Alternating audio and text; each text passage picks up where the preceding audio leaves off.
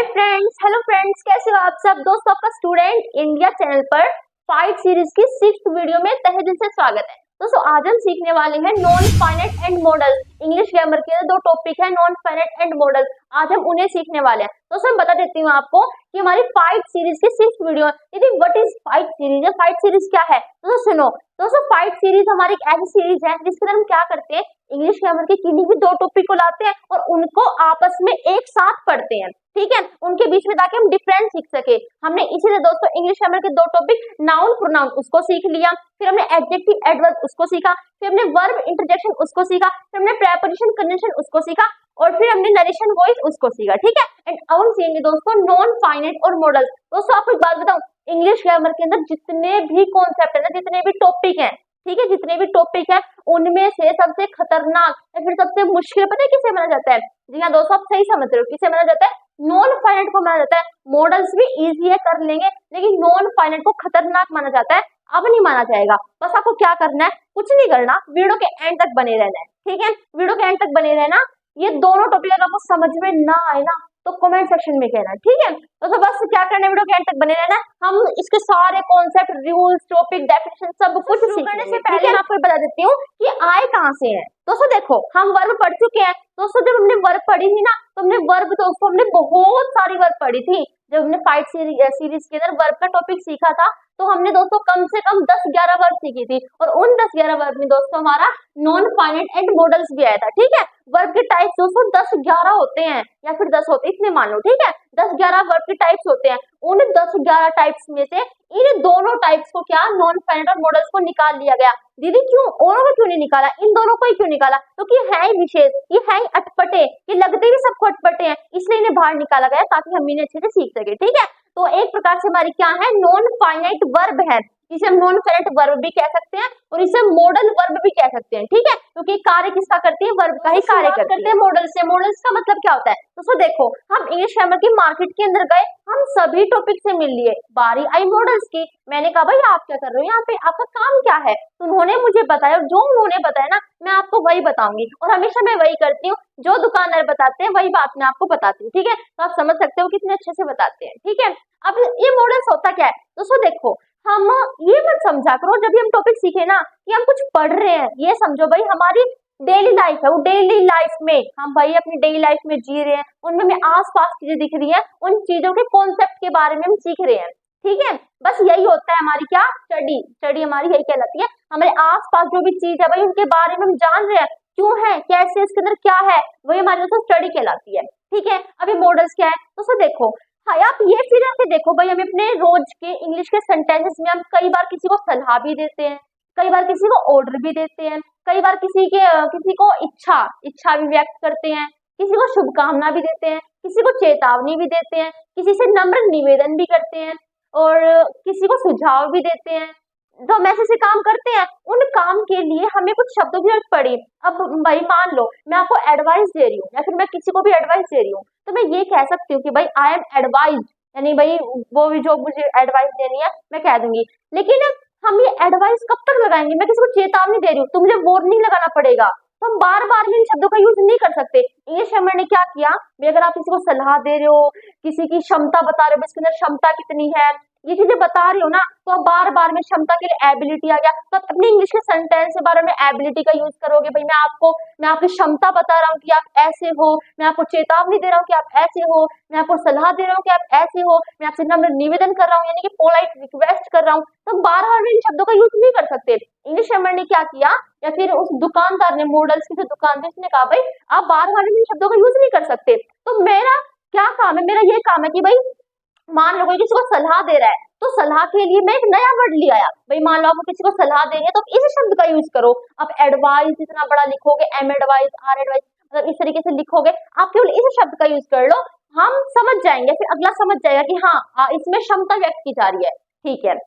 नम्र निवेदन की बारी आई, भैया पोलाइट रिक्वेस्ट का यूज करोगे, ये बात दुकानदार ने कही कि भैया पोलाइट रिक्वेस्ट का यूज करोगे, मैं आपको ये शब्द उठा के दे रहा हूँ, इसको यूज कर लेना। इसका मतलब ही क्या होता है कि हम किसी से नम्र निवेदन कर रहे हैं, ठीक है। तो मॉडल्स क्या होते हैं दोस्तों, हम कह सकते हैं कि मॉडल्स हमारे मूड होते हैं, भाई हम किसी को सलाह दे रहे हैं, किसी नम्र निवेदन कर रहे हैं, किसी को चेतावनी दे रहे हैं, किसी को आदेश दे रहे हैं, ये हमारे मूड ही तो है, हमारी मन की बात ही है ना ये।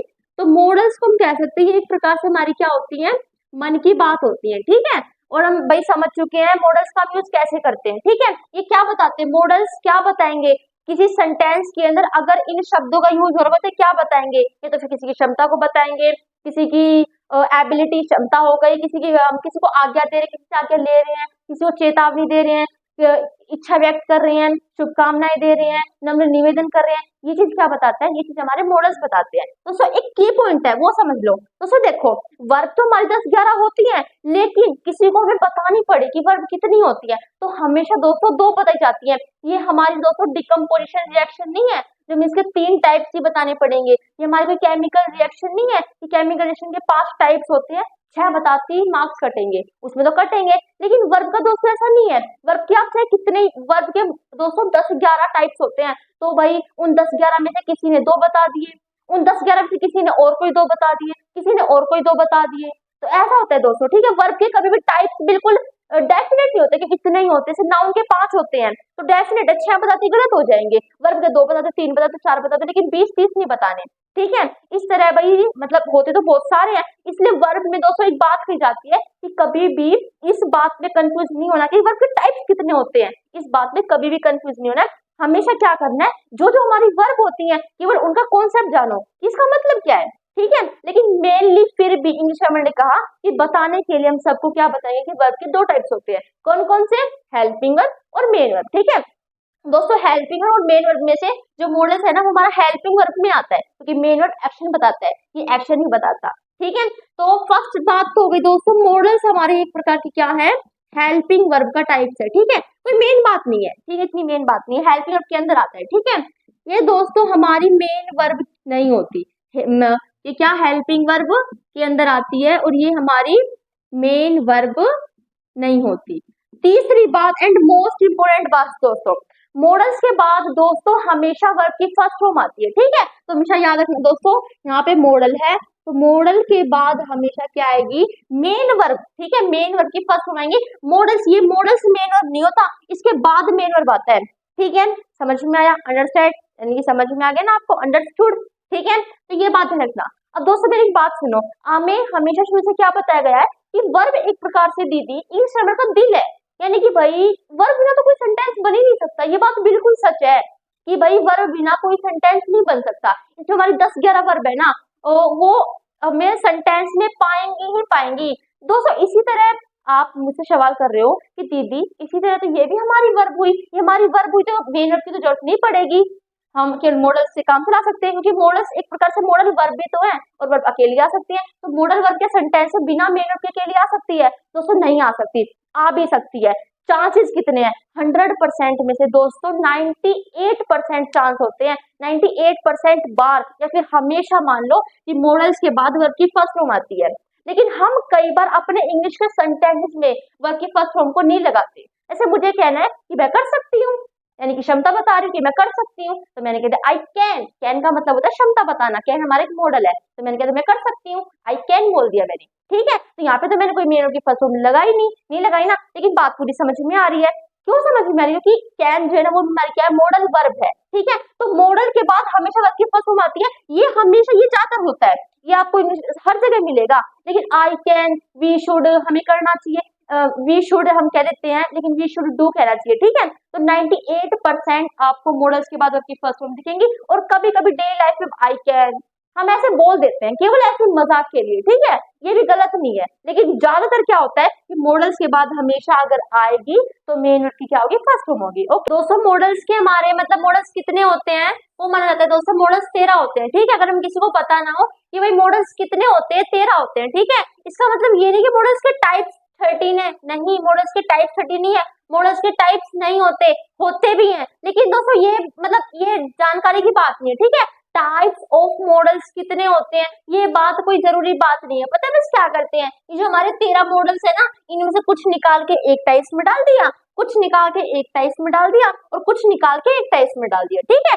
टाइप्स मेन नहीं है, मॉडल्स दोस्तों हमारे 13 होते हैं, ठीक है। कौन कौन से, can, could, shall, should, will, would, may, might, used to, need, dare, ought to, must, ठीक है। 13 होते हैं, सबके यूजेस सीखेंगे। उसके अलावा दोस्तों इंग्लिश के सेंटेंसेस के अंदर यूज करने के लिए हमें has to, have to, had to की जरूरत पड़ती है, तो इन्हें भी हम सीखेंगे। वैसे तो अगर बहुत डीपली जाएं तो 3-4 और होते हैं, लेकिन इतना नहीं, ये मेन नहीं होता, ठीक है। जो बता रही हूँ बस उस पे कंसंट्रेट रखो, ओके। है कैन, इसका यूज कब करेंगे? तो जब भी आपको क्षमता दिखानी हो, जब भी आपको क्षमता दिखानी हो तो हम किसका यूज करते हैं? कैन का यूज करते हैं, एबिलिटी कैपेसिटी के लिए। यानी कि दोस्तों ये बात ध्यान रखना। दोस्तों देखो, पहली बात बता रही हूँ, वार्निंग दे रही हूँ, समझ लो, वार्निंग नहीं दे रही हूँ, प्यारे समझा रही हूँ। बात क्या है कि अगर आपने ये समझने के लिए अपने सामने गाइड खोल रखी है ना, तो उस गाइड को प्लीज बंद कर देना, क्योंकि गाइड से अगर कोई मॉडल सीखेगा ना तो दोस्तों सच में कह दोस्तों कंफ्यूज वो होने वाला है, क्योंकि गाइड्स के अंदर दोस्तों इतने सारे यूज होते हैं, शैल के इतने सारे लिखे होते हैं, कैन के इतने सारे लिखे होते हैं। ये मेन नहीं है, सच में कह रही हूँ, मेन नहीं है। जो मेन है वो समझाऊंगी, उसे समझ लो। एग्जाम की बात है ना, तो ये भी पढ़ के आप सोल्व कर सकते हो, ठीक है। तो दोस्तों कैन, कहीं पे भी आपको कैन कैन सुन जाए तो समझ जाना कि भाई वहां पे क्षमता की बात हो रही है, एबिलिटी से कैपेसिटी की बात हो रही है, ठीक है। इसके लिए हिंदी मीनिंग की बात करें तो सकना निकलती है, भाई मैं कर सकता हूँ, मैं जा सकता हूँ। और दोस्तों मैंने क्या कहा था आपको कि मॉडल्स के बाद हमेशा मेन वर्ब की फर्स्ट फॉर्म आती है, या 100% ही करो, 98 करो ही मत, क्योंकि देखो मैंने क्या कहा था, मैं कर सकती हूँ, आई कैन, हम कहते हैं भाई I can, you can you, हम कहते हैं, लेकिन कर सकती हूँ, सकने के लिए तो कैन आ गया, लेकिन करने के लिए तो डू तो लगाऊंगी ना मैं, तो आई कैन डू आ गई मेरे की फर्स्ट फॉर्म। तो ये बात ध्यान रखना, मॉडल्स के बाद हमेशा आएगी तो आएगी मेरे की फर्स्ट फॉर्म, ठीक है। सूरज पूरब से निकलेगा तो निकलेगा, तो मेरे की फर्स्ट फॉर्म तो आएगी तो आएगी, उसे कोई मना नहीं कर सकता, ठीक है। अब हम उसमें यूज भी करेंगे, ठीक है। देखो भाई, he can not work this sum, इस सवाल को सोल्व नहीं कर सकता, ये काम भाई सम का जो काम है इसे नहीं कर सकता, तो उसमें इतनी एबिलिटी नहीं है, उसकी क्षमता की बात है कि भाई इसमें इस काम को करने की क्षमता नहीं है, ठीक है। इसलिए हमने क्या लगा दिया, कैन लगा दिया। एंड दोस्तों आपने ध्यान दे, तो कैन के बाद हमने जो मेन वर्ब आई ना, वो वर्ब की फर्स्ट फॉर्म आई, ठीक है। तो अगर कहीं पे लिखा जाए एग्जाम के अंदर ही कैन स्विम की जगह स्वम आ गया, स्वम यानी कि थर्ड फॉर्म होती है, ठीक है, आ गया तो कर देना भाई, इसके अंदर एरर है, ओके। देखो भाई, can you like the video, क्या तुम वीडियो को लाइक कर सकते हो? है तुम में हिम्मत, भाई दिखा दो अपनी हिम्मत कि हाँ हम वीडियो को लाइक कर सकते हैं, ठीक है। देखो यहाँ पर तुम्हारी किसकी, तुम्हारी क्षमता की बोल रही, क्या तुम वीडियो को लाइक कर सकते हो, क्या तुम्हारी इतनी क्षमता है? क्षमता के लिए हमने किसका यूज कर लिया, कैन का यूज कर लिया, इसके बाद ही मेन वर्ब की फर्स्ट फॉर्म आई है, ठीक है। अब देखो दोस्तों, एबिलिटी के साथ साथ इसका यूज हम परमिशन के लिए भी करते हैं, मैं किसी को परमिशन देनी है, या फिर किसी परमिशन देने की आज्ञा देनी है, फिर किसी से आज्ञा लेनी है, तभी हम कैन का यूज करते हैं। जैसे you can go home now, तुम अब घर जा सकते हो, तो देखो भाई तुम अब घर जा सकते हो, हमने भाई परमिशन दे दी, भाई जा सकते हो, ठीक है। Can I use your umbrella, क्या मैं तुम्हारा अम्ब्रेला यूज कर सकता हूँ या फिर सकती हूँ? तो हमने भाई सवाल मतलब आज्ञा मांगी है, तो हमने किसका यूज कर लिया, कैन का यूज कर लिया, ठीक है। लेकिन अब दोस्तों देखो, आप गाइड्स की तरफ देखोगे ना, तो उसमें ये भी लिखा होगा कि पॉसिबिलिटी के लिए भी होता है इसका यूज, हाँ होता है, लेकिन याद करना मेन नहीं है, यानी कि ये नहीं है कि आपने पॉसिबिलिटी नहीं बताया तो मार्क्स कट जाएंगे, कुछ नहीं कटेगा। पॉसिबिलिटी का उदाहरण में लाके देखो भाई, ये ला रखा, एनीबॉडी कैन डू इट, कोई भी इसे कर सकता है, कोई भी इसे कर सकता है, तो एक प्रकार से इसके अंदर क्षमता तो बताई जा रही है कि कोई भी इसे कर सकता है, उसके अंदर क्षमता है, कोई भी भाई, कोई भी व्यक्ति क्षमता है इसे करने की, ठीक है। तो एक प्रकार से क्षमता ही बताई जा रही है, बस अंतर इतना है कि संभावना, कोई भी इसे कर सकता है, यानी कि कोई भी लगा दिया ना, संभावना की बात हो रही है, तो इस तरीके से यूज होता है। मेन क्या है, हमेशा याद रखना, 5 बार दोहराना, कैन का यूज हम करते हैं क्षमता के लिए, हमेशा क्षमता के लिए, या फिर भाई हमें आज्ञा देनी हो या फिर लेनी हो तभी हम कैन का यूज करते हैं, ओके। दोस्तों हमारा सेकंड है कुड, दोस्तों हमारे कैन का पास्ट है, ठीक है। देखो कान, देखो कैन में भी का आया, कुड में भी का आया, ठीक है। देखो का कु ये इसमें मिल रहा है ना, तो दोस्तों कैन का पास्ट क्या होता है, कुड होता है, यानी कि भाई हमें क्षमता बतानी है। लेकिन अगर भैया ऐसी क्षमता है जो प्रेजेंट की है, यानी कि जैसे भाई कहा कि मैं खेल सकती हूँ, आई कैन प्ले, तो भैया मैं प्रेजेंट की बात करूँ तो मैं कैन लगाऊंगी, लेकिन मुझे कहना है कि मैं खेल सकती थी, यानी कि मैं अब नहीं खेल सकती, मैं पहले खेल सकती थी, तो मैं आई कुड प्ले लगाऊंगी, ठीक है। कैन का जो पास्ट होता है वो क्या होता है, कुड होता है। फॉर एग्जाम्पल देखो दोस्तों, ही सेड दैट, उसने कहा कि he could finish the task in a day, कि वह उसने कहा था कि वह एक दिन में, इन अ डे, एक दिन में जो टास्क उसको पूरा कर सकता था, ठीक है। आपने कैन क्यों नहीं लगाया, कि बात प्रेजेंट की नहीं है, यानी कि भाई कुड का भी यूज हम क्षमता बताने के लिए करते हैं, लेकिन अगर हमारी क्षमता पास्ट की हो तो हम कुड का यूज करेंगे, और वही क्षमता अगर हमारी प्रेजेंट की हो then we have to use can, ठीक है। मैंने हैव टू लगाया ना यहाँ पे, क्यों लगाया, सीख लेंगे, डोंट वरी, ठीक है। देखो भाई मेन फोकस किस पे करना है, इसका भी यूज हम एबिलिटी के लिए करते हैं, लेकिन पास्ट की एबिलिटी के लिए, ठीक है। अब दोस्तों आगे देखो, दोस्तों 1 मिनट बस, ये लाइट वो झपके मार रही है, नहीं पता कौन सा इसे बुखार हो गया, हम एक बार इसे बंद कर देते हैं, ओके। एंड दोस्तों अब आपको अच्छे से दिखेगा यहाँ पे, हाँ ठीक है, ओके देन शुरू करते हैं, ठीक है। अब देखो पोलाइट रिक्वेस्ट यानी कि नम्र निवेदन के लिए, जब हम किसी से नम्र निवेदन करते हैं ना, क्या तुम ये काम कर सकते हो, क्या तुम ये दे सकते हो, यानी कि बहुत नम्र निवेदन कर रहे हैं, ठीक है, तभी हम किसका यूज करते हैं, कुड का यूज करते हैं। और जब किसी प्रकार की संभावना होती है तभी हम किसका यूज करते हैं, कुड का यूज करते हैं। कई ये सोचते हैं कि भाई कैन का जहां यूज होगा वहीं कुड का होगा, बस अंतर इतना कैन का प्रेजेंट में कुड का पास्ट में, नहीं, केवल क्षमता में, क्षमता प्रेजेंट की कैन का यूज करो, पास्ट के तो कुड का यूज करो। लेकिन अगर आप पोलाइट रिक्वेस्ट है तब भी हम कुड का यूज करते हैं। एंड जब पॉसिबिलिटी किसी चीज की संभावना होती है देन जब भी हमें किसका यूज करना पड़ता है, कुड का यूज करना पड़ता है। For example when he was a child he could speak 2 language, जब वो एक बच्चा था ना तो वो 2 लैंग्वेज बोल सकता था, तो उसके अंदर ये काबिलियत थी, क्या थी, काबिलियत यानी कि क्षमता थी 2 लैंग्वेज बोलने की। क्षमता बताने के लिए मैंने किसका यूज किया, कुड का यूज किया। पास्ट की जब वो बच्चा था, तो सब एक बात बताऊं, ये मैंने एग्जाम्पल गाइड से लिया है, और उस बुक गाइड के अंदर पता क्या लिखा हुआ है, when he was a boy, जब वो एक लड़का था। क्यों भाई, अब लड़कियां से किन्नर है, ये तो भाई गलत बात होगी, ठीक है, इसलिए मैंने बॉय नहीं लगाया, चाइल्ड लगा दिया। आगे देखो, if I had money I could bye a car, यदि मेरे पास पैसा होता तो मैं कार खरीद लेता, ठीक है। तो संभावना कि भाई अगर पैसा होता तो ये चीज खरीद लेता, संभावना के लिए मैंने किसका यूज कर लिया, कुड का यूज कर लिया। एंड मेन की फर्स्ट फॉर्म लगा दी, ठीक है, यानी कि भाई मेन की फर्स्ट फॉर्म तो आएगी, could you help me please, क्या तुम मेरी हेल्प कर सकते हो, प्लीज, यानी कि भाई प्लीज लगाती पता चल गई नम्र निवेदन किया जा रहा है, then we have to use could. And हमने किसका यूज किया, मेन की फर्स्ट फॉर्म तो आएगी, सेकंड थर्ड तो कहीं इसका दूर दूर से लेना नहीं है, ठीक है, इसके रिश्तेदार है, मेन की फर्स्ट फॉर्म इसका रिश्तेदार है, ओके। एंड पास्ट टेंस क्या है हमारा मे, अब इसका यूज क्या करते हैं, तो देखो जब हमें संभावना दिखानी होती है ना तो हम किसका यूज करते हैं, मे का यूज करते हैं। दी संभावना के लिए तो हम अभी तक कुड का भी कर रहे थे, तो क्या अंतर है, कब कुड का करेंगे कब मे का करेंगे, दोनों आगे तो सेंटेंस में, चिंता मत करो बताऊंगी, ठीक है। एक बार सुन लो, संभावना, जब हमें संभावना दिखानी ना तो मे का यूज करते हैं। जब हम किसी से आज्ञा देनी या फिर लेनी हो तभी हम मे का यूज करते हैं। दीदी आज्ञा ले या फिर दे तो हम कैन में भी रहते हैं, क्या अंतर है, कैसे पहचानेंगे, अरे जस्ट चिल मैं बताऊंगी, ठीक है। ब्लेसिंग यानी कि शुभकामना के लिए हम किसी को शुभकामना देते हैं, आपकी उम्र लंबी हो, आप ये करो, आपकी इतनी बेटियां हो, आपके इतने बेटे हो, वैसे किसी को शुभकामना देते हैं तब हम ब्लेसिंग यानी कि इसका यूज करते हैं, ठीक है। अब दोस्तों देखो, पॉसिबिलिटी के लिए कुड का भी यूज करते हैं, मे का भी यूज करते हैं, अंतर क्या है दोस्तों, देखो कुड का यूज हम जब पॉसिबिलिटी के लिए करेंगे ना, जब संभावना बहुत ज्यादा हो किसी चीज की, कि संभावना इसकी बहुत बिल्कुल 100% हो, ठीक है, 90 या फिर 99, बिल्कुल 98 99% संभावना हो ना, तब हम कुड का यूज करते हैं। जब 50 से 60% यानी कि भाई थोड़ी सी कम, 50 से 60% इतनी संभावना हो, ठीक है, 50 55 60 इतनी परसेंट संभावना, तब मे का यूज करते हैं, ठीक है।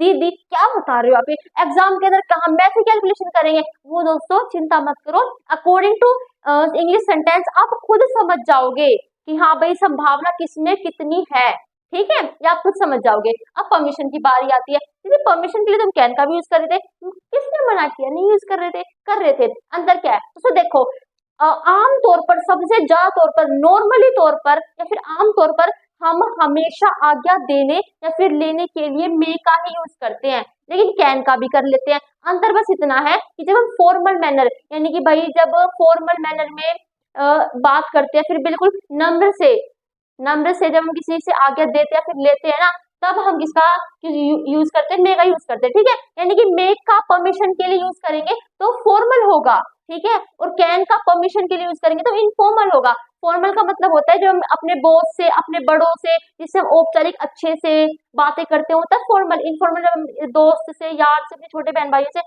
बातें करते हैं, दिस इज कॉल्ड इनफॉर्मल, ठीक है। देन इनफॉर्मली अगर हमें परमिशन लेनी है फिर देनी है, then we have to use can. And अगर हमें फॉर्मली परमिशन लेनी है फिर देनी है, then we have to use may, ठीक है। एंड शुभकामना के लिए मे का यूज करते हैं। The train may come late today, जो ट्रेन है वो मे कम लेट टुडे यानी कि आज लेट आ सकती है, ठीक है। तो यहाँ पर संभावना, लेकिन संभावना इतनी नहीं है, संभावना बिल्कुल 98 99 नहीं है। अब खुद फील करके देखो, इसमें कुछ ज्यादा ही संभावना है, इसमें देखो अगर नहीं फील हो रहा है तो अब फील हो जाएगा कि मे का मतलब है कि संभावना तो है लेकिन बहुत ज्यादा से कम है, यानी कि कुड से कम है, ठीक है। मे आई कम इन सर बहुत सुना है, एलकेजी से 10th 12th हर जगह सुना है, मे आई कम इन सर। तो एक बात बताओ, मुझे पता है सेंटेंस कब समझ में आया था, 9th में जाके समझ में आया कि मे आई कम इन सर होता है। अब भाई देखो जो मेरे जैसा है वो जानता है कि हम कैसे बोलते हैं, मैकमिन सर मैकमिन सर मैकमिन सर ऐसे करते ना, मैकमिन सर बहुत बहुत लेट समझ में आया था कि मे आई कम इन सर होता है, ठीक है, क्या मैं अंदर आ सकती हूँ, ठीक है। जब हम आज्ञा लेनी हो ना फॉर्मली, जब हम फॉर्मली भाई हम किसी से आज्ञा ले रहे हैं, अपने बड़ों से आज्ञा ले रहे हैं, अपने बड़ों से आज्ञा ले रहे हैं तो हम मे का यूज करते हैं। हम किसी छोटे से आज्ञा ले रहे हैं फिर दे रहे हैं, then we have to use can. ठीक है, ऐसे मैं अपने दोस्त से कह रहा हूँ, मैं अपने दोस्त से कह रही हूँ कि भाई मैं क्या तेरा पेन यूज कर सकती हूँ, देन मैं कैन लगाऊंगी, can I use your pen. May नहीं लगा सकती मैं। मे का यूज हम फॉर्मल यानी कि भाई टीचर बॉस इनसे करते हैं। मे आई यूज योर पेन गलत हो जाएगा, एग्जाम के अंदर आ गया, उसके अकॉर्डिंग आप देख लेना। ठीक है, ओके। आफ्टर वर्क यू में टेक रेस्ट, काम के बाद आप क्या कर सकते हो, आराम ले सकते हो। ठीक है, तो इसमें कुछ है नहीं इतना, मे का भाई हमने फॉर्मली कह दी बात। ठीक है, and may you live long, भाई आपकी उम्र लंबी हो, मे गॉड ब्लेस यू, भगवान आपको हमेशा खुश रखे, भगवान की शुभकामनाएं यहाँ पे बनी रही। इस तरह शुभकामनाएं देने के लिए भी हम मे का यूज करते हैं। लेकिन जब हम शुभकामनाएं देते हैं तो हमेशा ऐसे केस में इंट्रोगेशन साइन नहीं आता दोस्तों, एक्सक्लेमेशन साइन होता है। नहीं पता कहाँ दिमाग रहता है मेरा। ठीक है, ये साइन हमेशा आएगा जब हम मे यूज कर रहे हो, शुभकामना दे रहे हैं। ओके, तो हमारा नेक्स्ट है माइट। दोस्तों माइट हमारा मे का पास्ट होता है।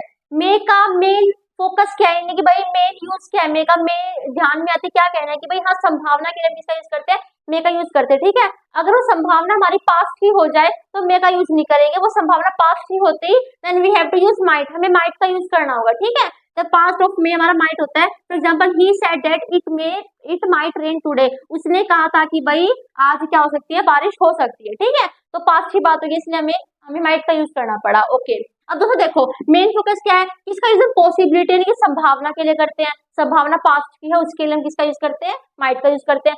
साथ ही साथ दोस्तों इसका यूज हम सजेशन यानी कि सुझाव के लिए करते हैं। मेन ये दोनों है, लेकिन पर्पस के लिए भी हम इसका यूज करते हैं। मैंने आपको क्यों बता दिया, ताकि आप यानी कि भाई इंग्लिश के सेंटेंसेस आपको बोल रहे हो तो आप ये ध्यान रखिए, आप ये उद्देश्य के लिए हम माइट का भी यूज कर सकते हैं। ठीक है, इतना मेन नहीं है, लेकिन हाँ फिर भी आप याद करना चाहते हैं कर सकते हो, पर्पस के लिए भी माइट का यूज करते हैं। अब दीदी पॉसिबिलिटी के लिए तो हम कुड का भी यूज कर रहे थे, पॉसिबिलिटी के तो हम मे का भी यूज कर रहे थे, अब पॉसिबिलिटी के माइट का भी कर रहे हैं। डिफरेंस क्या है, जब संभावना दोस्तों बहुत ज्यादा हो यानी कि 98-99% हो, कुछ ज्यादा ही संभावना हो तो हमें कुड का यूज करना है। जब संभावना हमारे बीच की हो देन हमें मे का यूज करना है, जैसे 50 से 60% है। जब हमारी संभावना बहुत ज्यादा कम हो तब हमें किसका यूज करना है, माइट का यूज करना है। आपको अपनी इंग्लिश गाइड मिलेंगी ना, उस इंग्लिश गाइड में भी लिखा भी होगा कि कम संभावना के लिए हमें माइट का यूज करना है। ठीक है, तो जब बहुत कम संभावना स्लाइटली पॉसिबिलिटी है then we have to use might. ठीक है, फॉर एग्जांपल अब देख लो भाई he doesn't work hard but he might पास,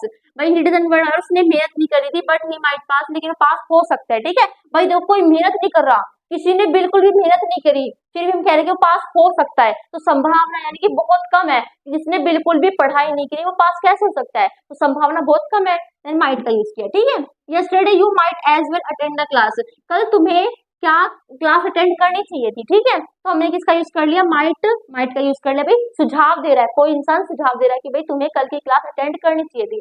लेकिन दोस्तों फिर भी आपको समझ में ना आए, दीदी बहुत कंफ्यूजन हो गया, देखो इसके लिए आपको एक तरीका है कि माइट का यूज दोस्तों सजेशन के लिए करेंगे ना तो माइट के बाद हमेशा एज वेल आएगा। ठीक है, तो इससे एक हिंट मिली आपको, एग्जाम के अंदर एज वेल लिखा गया ना तो उसके आगे माइट लगा देना। सजेशन के लिए माइट के बाद हमेशा क्या आता है, एज वेल आता है। ठीक है, हमेशा एज वेल आएगा जब हम माइट का यूज एज अ सजेशन कर रहे होंगे। ठीक है, तो माइट के बाद एज वेल आएगा तो ऐसा पहचान लोगे एज वेल है, हम माइट का यूज कर लेंगे। ठीक है, आगे देखो Gandhi ji died so that India might live, Gandhi ji मतलब शहीद हो गए थे ताकि इंडिया क्या हो सके, जी सके, इंडिया रह सके। ठीक है, तो उद्देश्य उनका उद्देश्य है, ये भी मेन नहीं है इतना, पर्पस इतना मेन नहीं है, दोनों इतने मेन है। ठीक है, तो ताकि इंडिया रह सके इसलिए हमने माइट का यूज कर लिया। माइट आई से a few words in his praise, सिर्फ प्रेज है उसमें मैं कुछ वर्ड्स कह सकती हूँ, तो हम यहाँ पे पोलाइट सॉरी क्या कर रहे हैं भाई, माइट आई से यानी कि भाई हम यहाँ पे पॉसिबिलिटी एक प्रकार से। ठीक है, माइट आई से a few words in his praise, ये एक प्रकार से इसकी तरह संभावना। ठीक है, ओके, एंड ये इसका पास्ट है। दोस्तों आगे हमारी शैल एंड फिर दोस्तों हमारा शुड। दोस्तों शैल को पढ़ाने से पहले मैं आपने दो वर्ड दोस्तों पढ़ी होंगी, टेंस इसके अंदर ही पढ़ी होंगी, शैल और विल, जिन्हें सब जानते हैं, जो अपने टेंस के अंदर ही पढ़ी होंगी।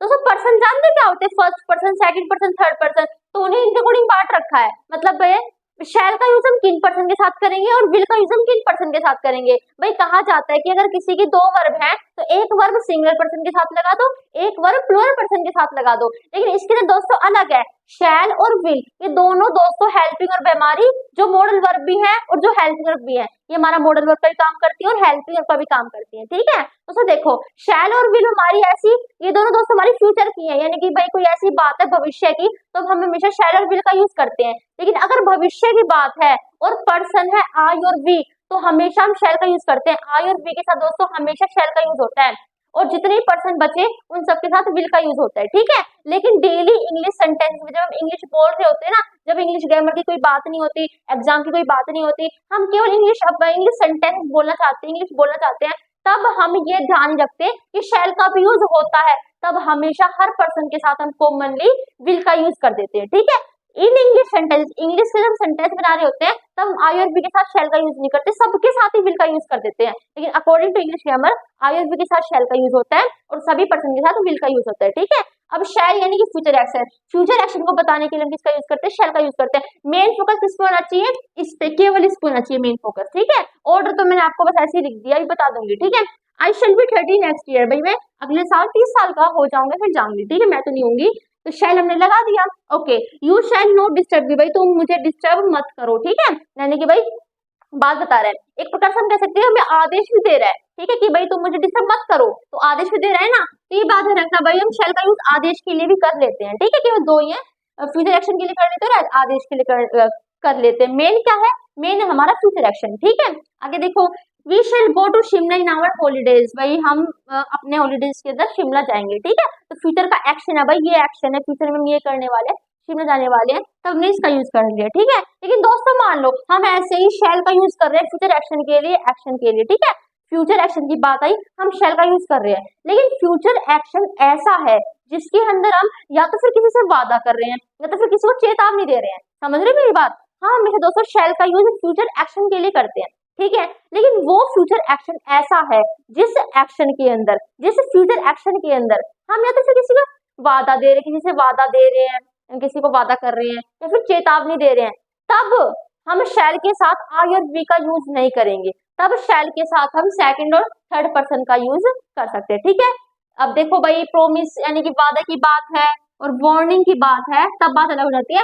वार्निंग और फ्यूचर एक्शन में वार्निंग और प्रोमिस है, तो हम सेकंड और थर्ड पर्सन का यूज शैल के साथ कर सकते हैं। ऐसे all the traitors shall be killed, वही सभी जो ट्रेटर्स है उनको क्या है, मारा जाएगा, ठीक है। देन हम यहाँ पे इसका यूज कर सकते हैं, ओके। यहाँ पे आई भी नहीं है, यहाँ पे हमारा द ट्रेटर्स है, फिर भी हमने किसका यूज कर लिया, शैल का यूज कर लिया, ठीक है। तो ऐसे होता है।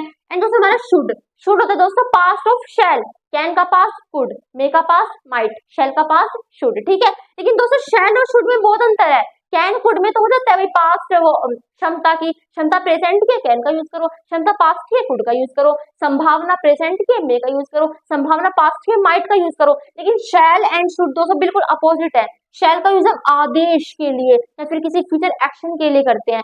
शुड दिमाग में आती समझ जाना सलाह, शुड और एडवाइस दोनों ऐसे चिपक रहे हैं शब्द, कहीं भी शुड दिख जाए यानी कि वहां पर सलाह दी जा रही है, ठीक है। तो केवल मैंने एक ही लिखा है यहाँ पे। वैसे देखो दोस्तों यारो, यहाँ पे पढ़िए, मेरे पास गाइड यहीं पे रखिए, 6-7 है, नहीं समझा रही मैं आपको क्योंकि मुझे पता है वो आपके मिल जाएंगे। लेकिन जो मेन है जिससे एग्जाम में हम सोल्व कर सकते, काम चल रहा है, तो क्यों फालतू पढ़ना, ठीक है। तो देखो भाई, सलाह के लिए हम हमेशा शुड का यूज करते हैं, ध्यान रखना, नहीं भूलना, बिल्कुल नहीं भूलना, बिल्कुल नहीं भूलना, शुड आते यानी कि सलाह, ठीक है। और साथ ही साथ मैं आपको एक ही बात बता रही दोस्तों कि अगर मान लो एग्जाम के अंदर आपको लास्ट शब्द दिख जाए, लास्ट शब्द भाई, तो हमेशा ध्यान रखना लास्ट शब्द आते ही हमेशा शुड आएगा, ठीक है।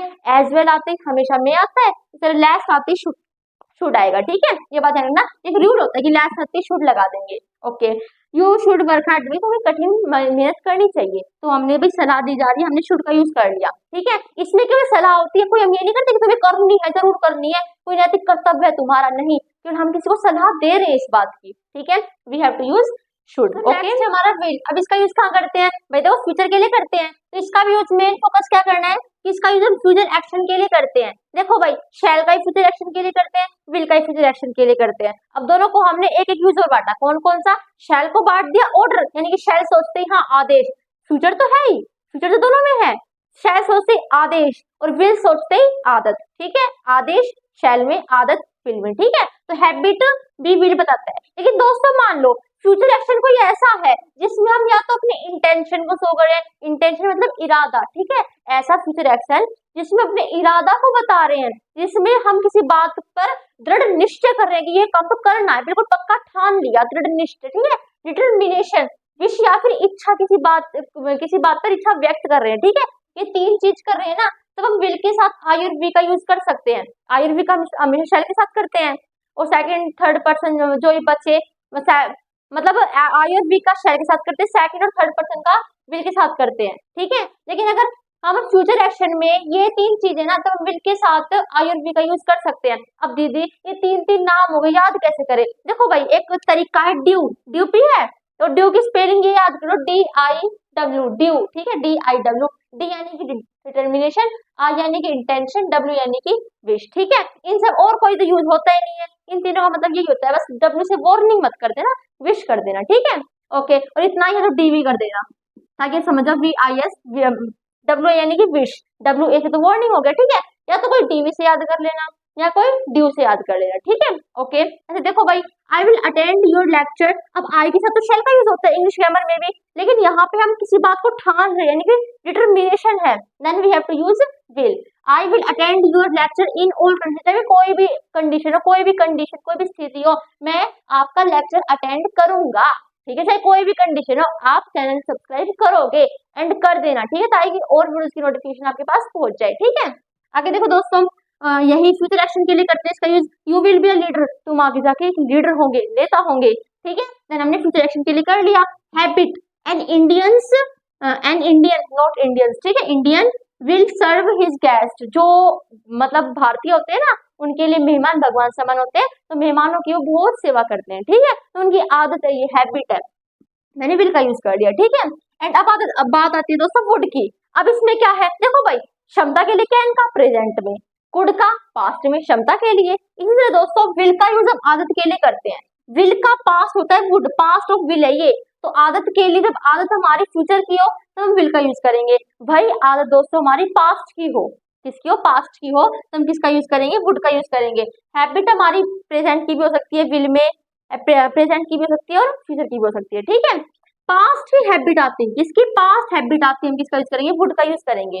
विल का पास्ट क्या होता है, वुड होता है। जैसे देखो, he said that he would go to college, है पूरा, ठीक है, कॉलेज है, ठीक है, तो उसने कहा था कि भाई वह क्या करेगा, कॉलेज जाएगा, ठीक है, तो यहाँ पे हमने किसका यूज कर लिया, वुड का यूज कर लिया। ओके, पास्ट मेन फोकस क्या है भाई, पास्ट की हैबिट बताने के लिए, polite request, unreal situation, offer, इनके लिए हम इसका यूज करते हैं। मेन क्या है, मान लो भाई कहीं किसी ने पूछ लिया कि हम वुड का यूज कहाँ करते हैं, तो आप उसे क्या बताओगे कि वुड का यूज, यानी कि अनरियल सिचुएशन, मेन जो बताना है। हाँ चारों है, चारों मेन है, लेकिन इनमें से मेन क्या बताओगे कि भाई वुड का यूज हम भैया पता नहीं किस में करते हैं, वुड का यूज हम एक तो करते हैं भाई अनरियल सिचुएशन के लिए, और एक हम करते हैं पोलाइट रिक्वेस्ट के लिए, बस ये दो ज्यादा मेन है, ठीक है। कौन कौन से, unreal situation, polite request. Unreal situation का मतलब होता है दोस्तों ऐसी सिचुएशन जो रियल नहीं है, जो वास्तविक नहीं है। हम कहते हैं ना, हम ऑफिस सुना होगा, बाहर भी सब देखते हैं, कहते हैं काश मैं परी होती, काश मैं पक्षी होता। मैंने सोचा तो हमेशा मैंने एक ही चीज सोची है, काश चिड़िया होती, तो हम यार हवा में मतलब उड़ रहे होते, ये सब सोचते हैं, ठीक है। तो ऐसी सिचुएशन जो हो नहीं सकती, बस हम सोच रहे, अनरियल है, रियल नहीं है, तो हम उसमें वुड का यूज करते हैं, ठीक है। ये बात बिल्कुल मेन है, गाइड जाके खोलोगे ना, उसमें लिखा होगा कि कंडीशनल सेंटेंस के लिए हम वुड का यूज करते हैं। भाई कंडीशनल सेंटेंस में अगर हम वुड का यूज कर रहे हैं ना, तो वही हमारा अनरियल सिचुएशन कहलाता है, ठीक है। ऑफर के लिए हम वुड का यूज कर लेते हैं। देखो भाई, ऑफर के लिए जब हम वुड का यूज करेंगे ना, तो हमारे इंग्लिश सेंटेंस में बहुत करते हैं, आपने सुना होगा भाई हम इंग्लिश बोलते हैं, अभी नहीं बोल रहे, हाँ बोल लेंगे बड़े होके, मतलब हम बोल लेंगे, लेकिन ऑफर जब हम करते हैं ना, would like to have coffee और ये और वो और ये, जब हम किसी से ऑफर करते हैं, मतलब भाई आप ये लोगे या फिर ये लोगे, तब हम ज्यादातर वुड का ही यूज करते हैं, ठीक है। पोलाइट रिक्वेस्ट, नम्र निवेदन कर रहा हो, तब हम वुड का यूज करते हैं। दीदी, हम तो पोलाइट रिक्वेस्ट के लिए वुड का भी यूज कर रहे थे। व्हाट इज द अंतर, व्हाट इज द डिफरेंस, समझा रही हूँ, ठीक है, क्या अंतर होता है। कुड का और वुड में क्या होता है, जब नम्र निवेदन बहुत ज्यादा हो, बहुत प्यार से हो, then we have to use would, और जब सिंपल सा देन हमें कुड का यूज करना है, ठीक है। कुड का भी पोलाइट रिक्वेस्ट के लिए करते हैं, उतना ही करते हैं, बस वुड का थोड़ा ज्यादा करते हैं, ठीक है। ओके, देखो भाई, the cat would sit on, sorry on नहीं आएगा यहाँ पे, 4 hours in wait of rat, जो कैट है वो किस पे बैठी है, 4 hours 1 घंटे से बैठी है, आवर्स है यानी कि भाई घंटों से बैठी है, 1 घंटे नहीं घंटों से बैठी है, किसकी वेट में, चूहों के वेट में, चूहों के वेट में बैठेगी, ठीक है। तो जो बिल्ली है वो चूहों की वेट में बैठी है, बैठी रहती है, तो यानी कि भाई उसकी पास्ट की हैबिट है, ठीक है, हैबिट बताई जा रही है कि वो क्या है, बैठी रहती है, किसके, चूहों की वेट में बैठी रहती है। हमने पास्ट हैबिट के लिए वुड का यूज किया।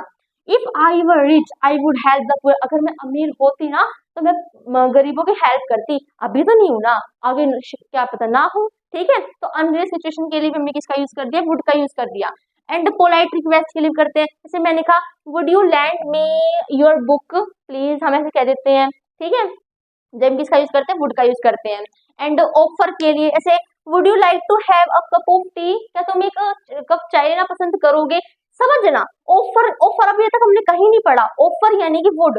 ठीक है, ऑफर यानी कि वुड, ध्यान रखना, ऑफर यानी कि वुड इंग्लिश सेंटेंस में भी यूज भी करना है आपको। ऑफर की कोई बात है ना तो बोलना है अपने माँ बाप से, हाँ मुझे पता शर्म आती है तो क्या करना, फोन में कईयों की शक्ल लगा देना, उनसे कहना। ठीक है, मैं ऐसे ही करती हूँ, मुझे पता है थोड़ी बहुत तो शर्म तो आती है, तो इंग्लिश फोन में से क्या करना, फोन में से गूगल पे से बहुत सारे लड़कों की, इंसानों की इमेज निकाल के उनसे कहना, बस ऐसे ही। ठीक है, इससे बहुत ज्यादा प्रैक्टिस होती है अच्छी। अगर भैया आसपास अपने रिश्तेदारों से बोलने में हाँ आती है शर्म, मुझे पता है शर्म आती है, आनी नहीं चाहिए लेकिन हाँ आती है, फिर भी आती है, तो आप ऐसे कर सकते हो। ठीक है, ऑफर के लिए हम किसका यूज करते हैं, वुड का यूज करते हैं। ओके, एंड अब आगे बढ़ते हैं। तो हमारा नेक्स्ट है मस्ट। तो सिर्फ मस्ट पता है मुझे सभी मॉडल्स में से, मस्ट मॉडल और ये तीन मॉडल बहुत अच्छे लगते हैं, मैं इनका यूज भी बहुत करती हूँ, और इनमें से मैंने बीच वाला तो नहीं पता, ना जाने कितनी बार यूज कर लिया होगा। दोस्तों मस्ट की बारी आती है, इसका यूज कहाँ करते हैं दोस्तों, ऐसी सलाह जिसपे हम ज्यादा जोर दे रहे हो, इम्फेटिक का मतलब होता है जोर। देखो भाई, शुड का यूज हम सलाह के लिए करते हैं, लेकिन जब हम केवल किसी को सलाह दे रहे हो, भाई हाँ आपको ये काम करना चाहिए,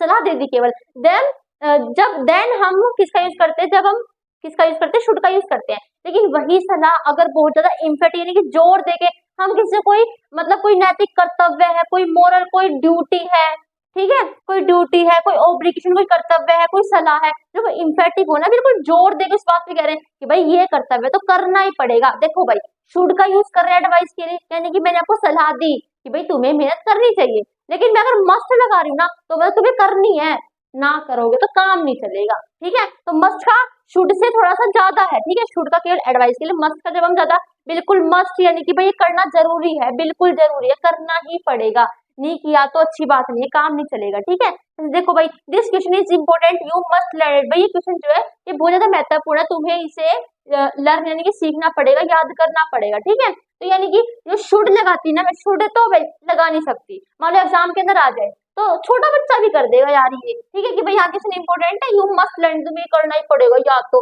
शुड नहीं आएगा इसे ऐसे केस में। खुद फील करके देखो, मस्ट की जरूरत है कि हाँ तुम्हें याद करना पड़ेगा, जरूरी है याद करना, बिल्कुल करो इसे याद। ठीक है, ऐसे मस्ट का यूज करते हैं। एंड अब क्या करना आपको, गूगल पे जाके एग्जाम्पल ऑफ मस्ट देख के वहां पे आप देख लेना। ठीक है, एंड दोस्तों आगे हमारा नीड और डेयर, अब इनका कैसे यूज होता है दोस्तों। देखो अभी तक हमने जितने मॉडल्स पढ़े ना, सबके हम किसी भी सेंटेंस में कर सकते हैं, लेकिन नीड और डेयर ये दोनों एक ऐसे मॉडल हैं जिनका यूज हम नेगेटिव और इंट्रोगेटिव सेंटेंस में करते हैं केवल।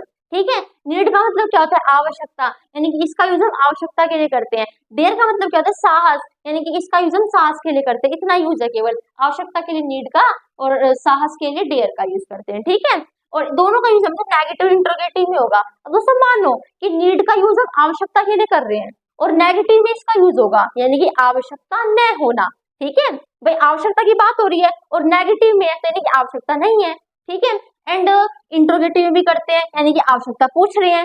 दो ही केस हो सकते हैं ना, या तो फिर आवश्यकता की कमी है, या तो फिर हम पूछ रहे हैं आवश्यकता के बारे में, तुम्हें इस काम की आवश्यकता है या नहीं है, क्योंकि हम इसका यूज इंट्रोगेटिव में कर रहे हैं। ठीक है, तो जब आवश्यकता की कमी हो ना, आवश्यकता की कमी हो, आवश्यकता ना हो, तब हम नीड का यूज करते हैं। जब हम आवश्यकता के बारे में पूछ रहे हो तब हम नीड का यूज करते हैं। अगर पूछेंगे तो इंट्रोगेटिव में करेंगे, अगर कमी होगी यानी कि आवश्यकता नहीं होगी तो नेगेटिव में करेंगे।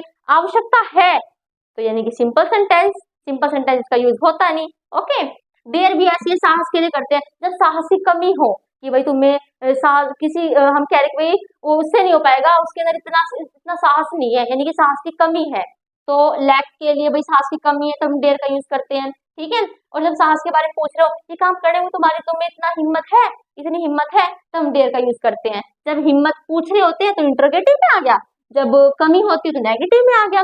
देखो इट इज संडे, भाई संडे है, you need not to go to school, तुम्हें स्कूल जाने की जरूरत नहीं है, तुम्हें स्कूल जाने की जरूरत है।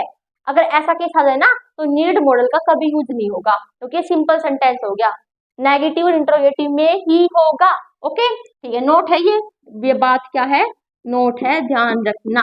Okay, need we solve all the sums, क्या हमें इन सम्स को सोल्व करने की आवश्यकता है, पूछ रहे हैं ना, तो मैंने नीड का यूज कर दिया। He dare not speak the truth, उसमें सच बोलने की हिम्मत नहीं है, ठीक है, तो साहस की कमी है, डेयर का यूज कर दिया। साहस नहीं है, साहस की कमी है, नहीं बोल सकता सच, ठीक है। Dare you touch this footwear, क्या तुम्हें इस गर्म तार को छूने की हिम्मत है? अगला कहेगा मुझे में ना है, ठीक है, तो इसमें भी भाई साहस पूछ ली, भाई तुम्हें हिम्मत है इस चीज की, हिम्मत पूछ ली, तो हमने इसमें इसका यूज कर लिया, ठीक है। नीड और डेयर दोनों का यूज हमने नेगेटिव इंट्रोगेटिव में किया है। ओके, 12 13 दो मॉडल हो जाएगी, अभी सीखेंगे, बस बीच में पर ये सीख लो has to, have to, had to, तो सुबह 12 में यूज करेंगे ना हैव टू का, जैसे कि we have to use it, we have to use it, इसका मतलब क्या होता है कि हमें इसका यूज करना पड़ेगा। तो जब केस आ जाए कि हमें ये काम करना पड़ेगा, तो हम किसका यूज करते हैं? Has to, have to, had to. बस अंतर इतना है कि हैज टू, हैव टू का यूज हम प्रेजेंट में करते हैं, वर्तमान में करते हैं, और हैड टू का यूज पास्ट में करते हैं, बीते हुए काल में करते हैं। जब बीते हुए काल में हम कह रहे हैं कि हमें वो काम करना पड़ा, तो हम किसका यूज करेंगे? हैड टू का। हमें वो काम करना पड़ता है, तो हम किसका यूज करेंगे? हैज टू का, हैव टू का, ठीक है। अगर सिंगुलर पर्सन है तो हैज टू का कर लो, अगर प्लूरल पर्सन है तो हैव टू का कर लो। दीदी अगर पास्ट में सिंगुलर पर्सन है और प्लूरल पर्सन है, सिंगुलर हो या प्लूरल हो, दोनों के साथ हम हैड का यूज कर लेंगे, ठीक है। प्रेजेंट में सिंगुलर है तो हैज यूज कर देना, और प्रेजेंट में प्लूरल पर्सन है तो हैव का यूज कर देना, ठीक है। ऐसे ही has to swim in the river, यानी कि उसे रिवर में स्विम करना पड़ता है, ठीक है, हमें ये करना पड़ेगा, ओके, इसलिए ही हैज टू से रिवर में स्विम यानी कि तैरना पड़ेगा, ठीक है, हमने हैज टू का यूज कर लिया। देखो सिंगुलर पर्सन था तो हैज का यूज कर लिया, और प्लूरल पर्सन आती हैव का यूज कर लिया, दोनों का यूज प्रेजेंट में हो रहा है। We have to teach you models in easy, मेरे भाई मुझे आपको पड़ेगा, यानी कि मुझे आपको इजी आसान तरीके से मॉडल्स सिखाने पड़ेंगे, ये मेरा काम है, मुझे करना पड़ेगा, ठीक है, ओके। इसमें मस्ट में अंतर है, दोनों में अंतर है। मस्ट का यूज होता है नैतिक कर्तव्य, ड्यूटी, इसके लिए, ये तो सिंपल कहीं भी यूज कर लेंगे इसे। हैड टू यानी कि पास्ट के लिए, आई हैड टू प्ले, मुझे खेलना पड़ा, ठीक है, मैंने हैड टू का यूज कर लिया। एंड दोस्तों हमारे दो रहते हैं, उन्हें और सीखेंगे, फिर बिल्कुल चिल हो जाना, फिर हम नॉन फाइनेट बिल्कुल लास्ट टॉपिक है, डरने की कोई जरूरत नहीं है, बस कूल हो जाओ, जस्ट चिल कूल, बिल्कुल आराम से, ठीक है, बिल्कुल लास्ट टॉपिक है, इसके बाद हम नॉन फाइनेट पढ़ेंगे, फिर थोड़ा बस आप थोड़ा सा रेस्ट लेना, ठीक है। बस ये टॉपिक है, बिल्कुल भी बहुत इजी है, ठीक है, कोई ज्यादा यूज नहीं है, इन्हें बहुत कम होते हैं, जैसे कि भाई अब अभी हमने मस्ट पढ़ा ना, तो मस्ट का मेन फोकस क्या होना चाहिए? इम्फेटिक, कोई भी एडवाइस, कोई भी ओब्लिगेशन, कोई भी ड्यूटी है ना, वो इम्फेटिक यानी कि इस पर जोर दे रहे हैं, ठीक है। नीड यानी कि नीड का जो मेन फोकस होना चाहिए वो किस पे होना चाहिए? आवश्यकता, नेसेसिटी, मेन फोकस इस पे भी होना चाहिए कि नेगेटिव इंट्रोगेटिव में होता है, ठीक है। और डियर का मेन फोकस किस पे होना चाहिए? कोरेज, जो नेगेटिव इंट्रोगेटिव में होता है, ठीक है। Has to, have to, had to, करना पड़ा, एंड इसके अब देखेंगे, ठीक है। दोस्तों यूज टू का यूज कब करते हैं? दोस्तों देखो यहाँ ऐसे ही लिखा जाता है, यूज्ड प्लस में टू, यूज्ड टू पूरा मॉडल है, यूज्ड के साथ हमेशा टू लगेगा, ठीक है। तो जब यूज के साथ टू लग जाए तो ये क्या कहलाएगा? मॉडल कहलाएगा। अब इसका यूज कब करते हैं? मेन फोकस किस पे होना चाहिए? Habitual action of the past, past की किसी आदत को बताने के लिए हम किसका यूज करते हैं? यूज्ड टू का यूज करते हैं। पास्ट में जब कोई चीज होती है, अस्तित्व, उसका अस्तित्व होता है पास्ट में, तब हम इसका यूज करते हैं। अपन स्ट्रॉन्ग टू यानी कि आदि होने के लिए इसका यूज करते हैं। दीदी कुछ समझ में नहीं आया, भाई मैं जानती हूँ कुछ समझ में नहीं, समझा है क्या है, मैं तो रिपीट किया है, अभी तो समझाऊंगी मैं, अभी तो डिफरेंस आएगा याद। दीदी कैसे भूल रहे हो? वुड का भी तुम यूज कर रहे थे ना, समझ रहे हो? विल का यूज हम हैबिट के लिए कर रहे थे, आदत के लिए कर रहे थे। विल का पास्ट होता है वुड, तो मैंने कह दिया था आपको कि वुड का यूज भी हम हैबिट के लिए करेंगे, लेकिन वो कौन सी हैबिट होनी चाहिए? पास्ट की हैबिट होनी चाहिए, यानी कि हैबिचुअल एक्शन होना चाहिए पास्ट का। वही यहाँ पे आ गया, what is the difference between would and used to in the case of habitual action in the past, ठीक है। इसमें कैसे करेंगे? देखो भाई, कोई पास्ट की आदत ऐसी है जो केवल पहले थी। देखो भाई, हम कहते नहीं है कि हम पहले ऐसे हुआ करते, हम पता है जब हम बड़े हो जाते हैं, इसे फील करके देखो, जब हम बड़े हो जाते हैं हम क्या कहते हैं कि हम पहले नहर पे जाया करते, हम नहाया करते, हम पहले ये किया करते, हम पहले वो किया करते। हम ऐसे जब अपनी बातों को याद करते हैं, कोई हम वो हमारी आदत हुआ करती, जब ऐसे बताते हैं ना, जो लंबे समय तक नहीं होती, केवल हम उसको याद करके आपको बता रहे हैं, तब हम यूज टू का यूज करते हैं। लेकिन दोस्तों वुड का यूज करते हैं जब कोई पास्ट की आदत है ना, वो बार बार पास्ट में दोहराई गई हो, ठीक है।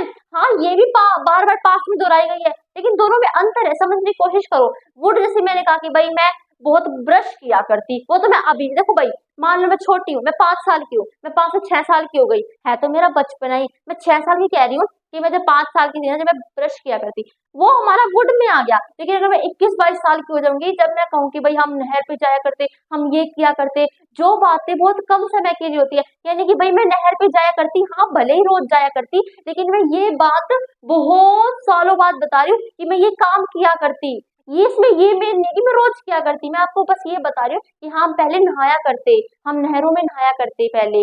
अब नहीं नहाती है मतलब नहीं है, ठीक है, पहले नहरों में नहाया करते। तो यूज टू का मतलब हो जाता है जब हम बड़े हो जाते हैं, अपने पुराने दिनों को याद करते हैं, उस आदत को बताते हैं, तब हम यूज टू का यूज करते हैं। वुड का मैं इसी में बता दूंगी भाई। मैं मतलब अब मैंने ब्रश करना छोड़े भाई, अभी भी करती हूँ ब्रश मैंने पहले मैं ब्रश करती थी, पहले ब्रश, अब शायद मान लो मैंने छोड़ दिया, ठीक है, सपोज करो ना छोड़ दिया, पहले ब्रश किया करती, अभी मैं कह रही हूँ बस, ठीक है, कोई याद नहीं कर रही हूँ, उस केस में हम वुड का यूज करते हैं, ठीक है।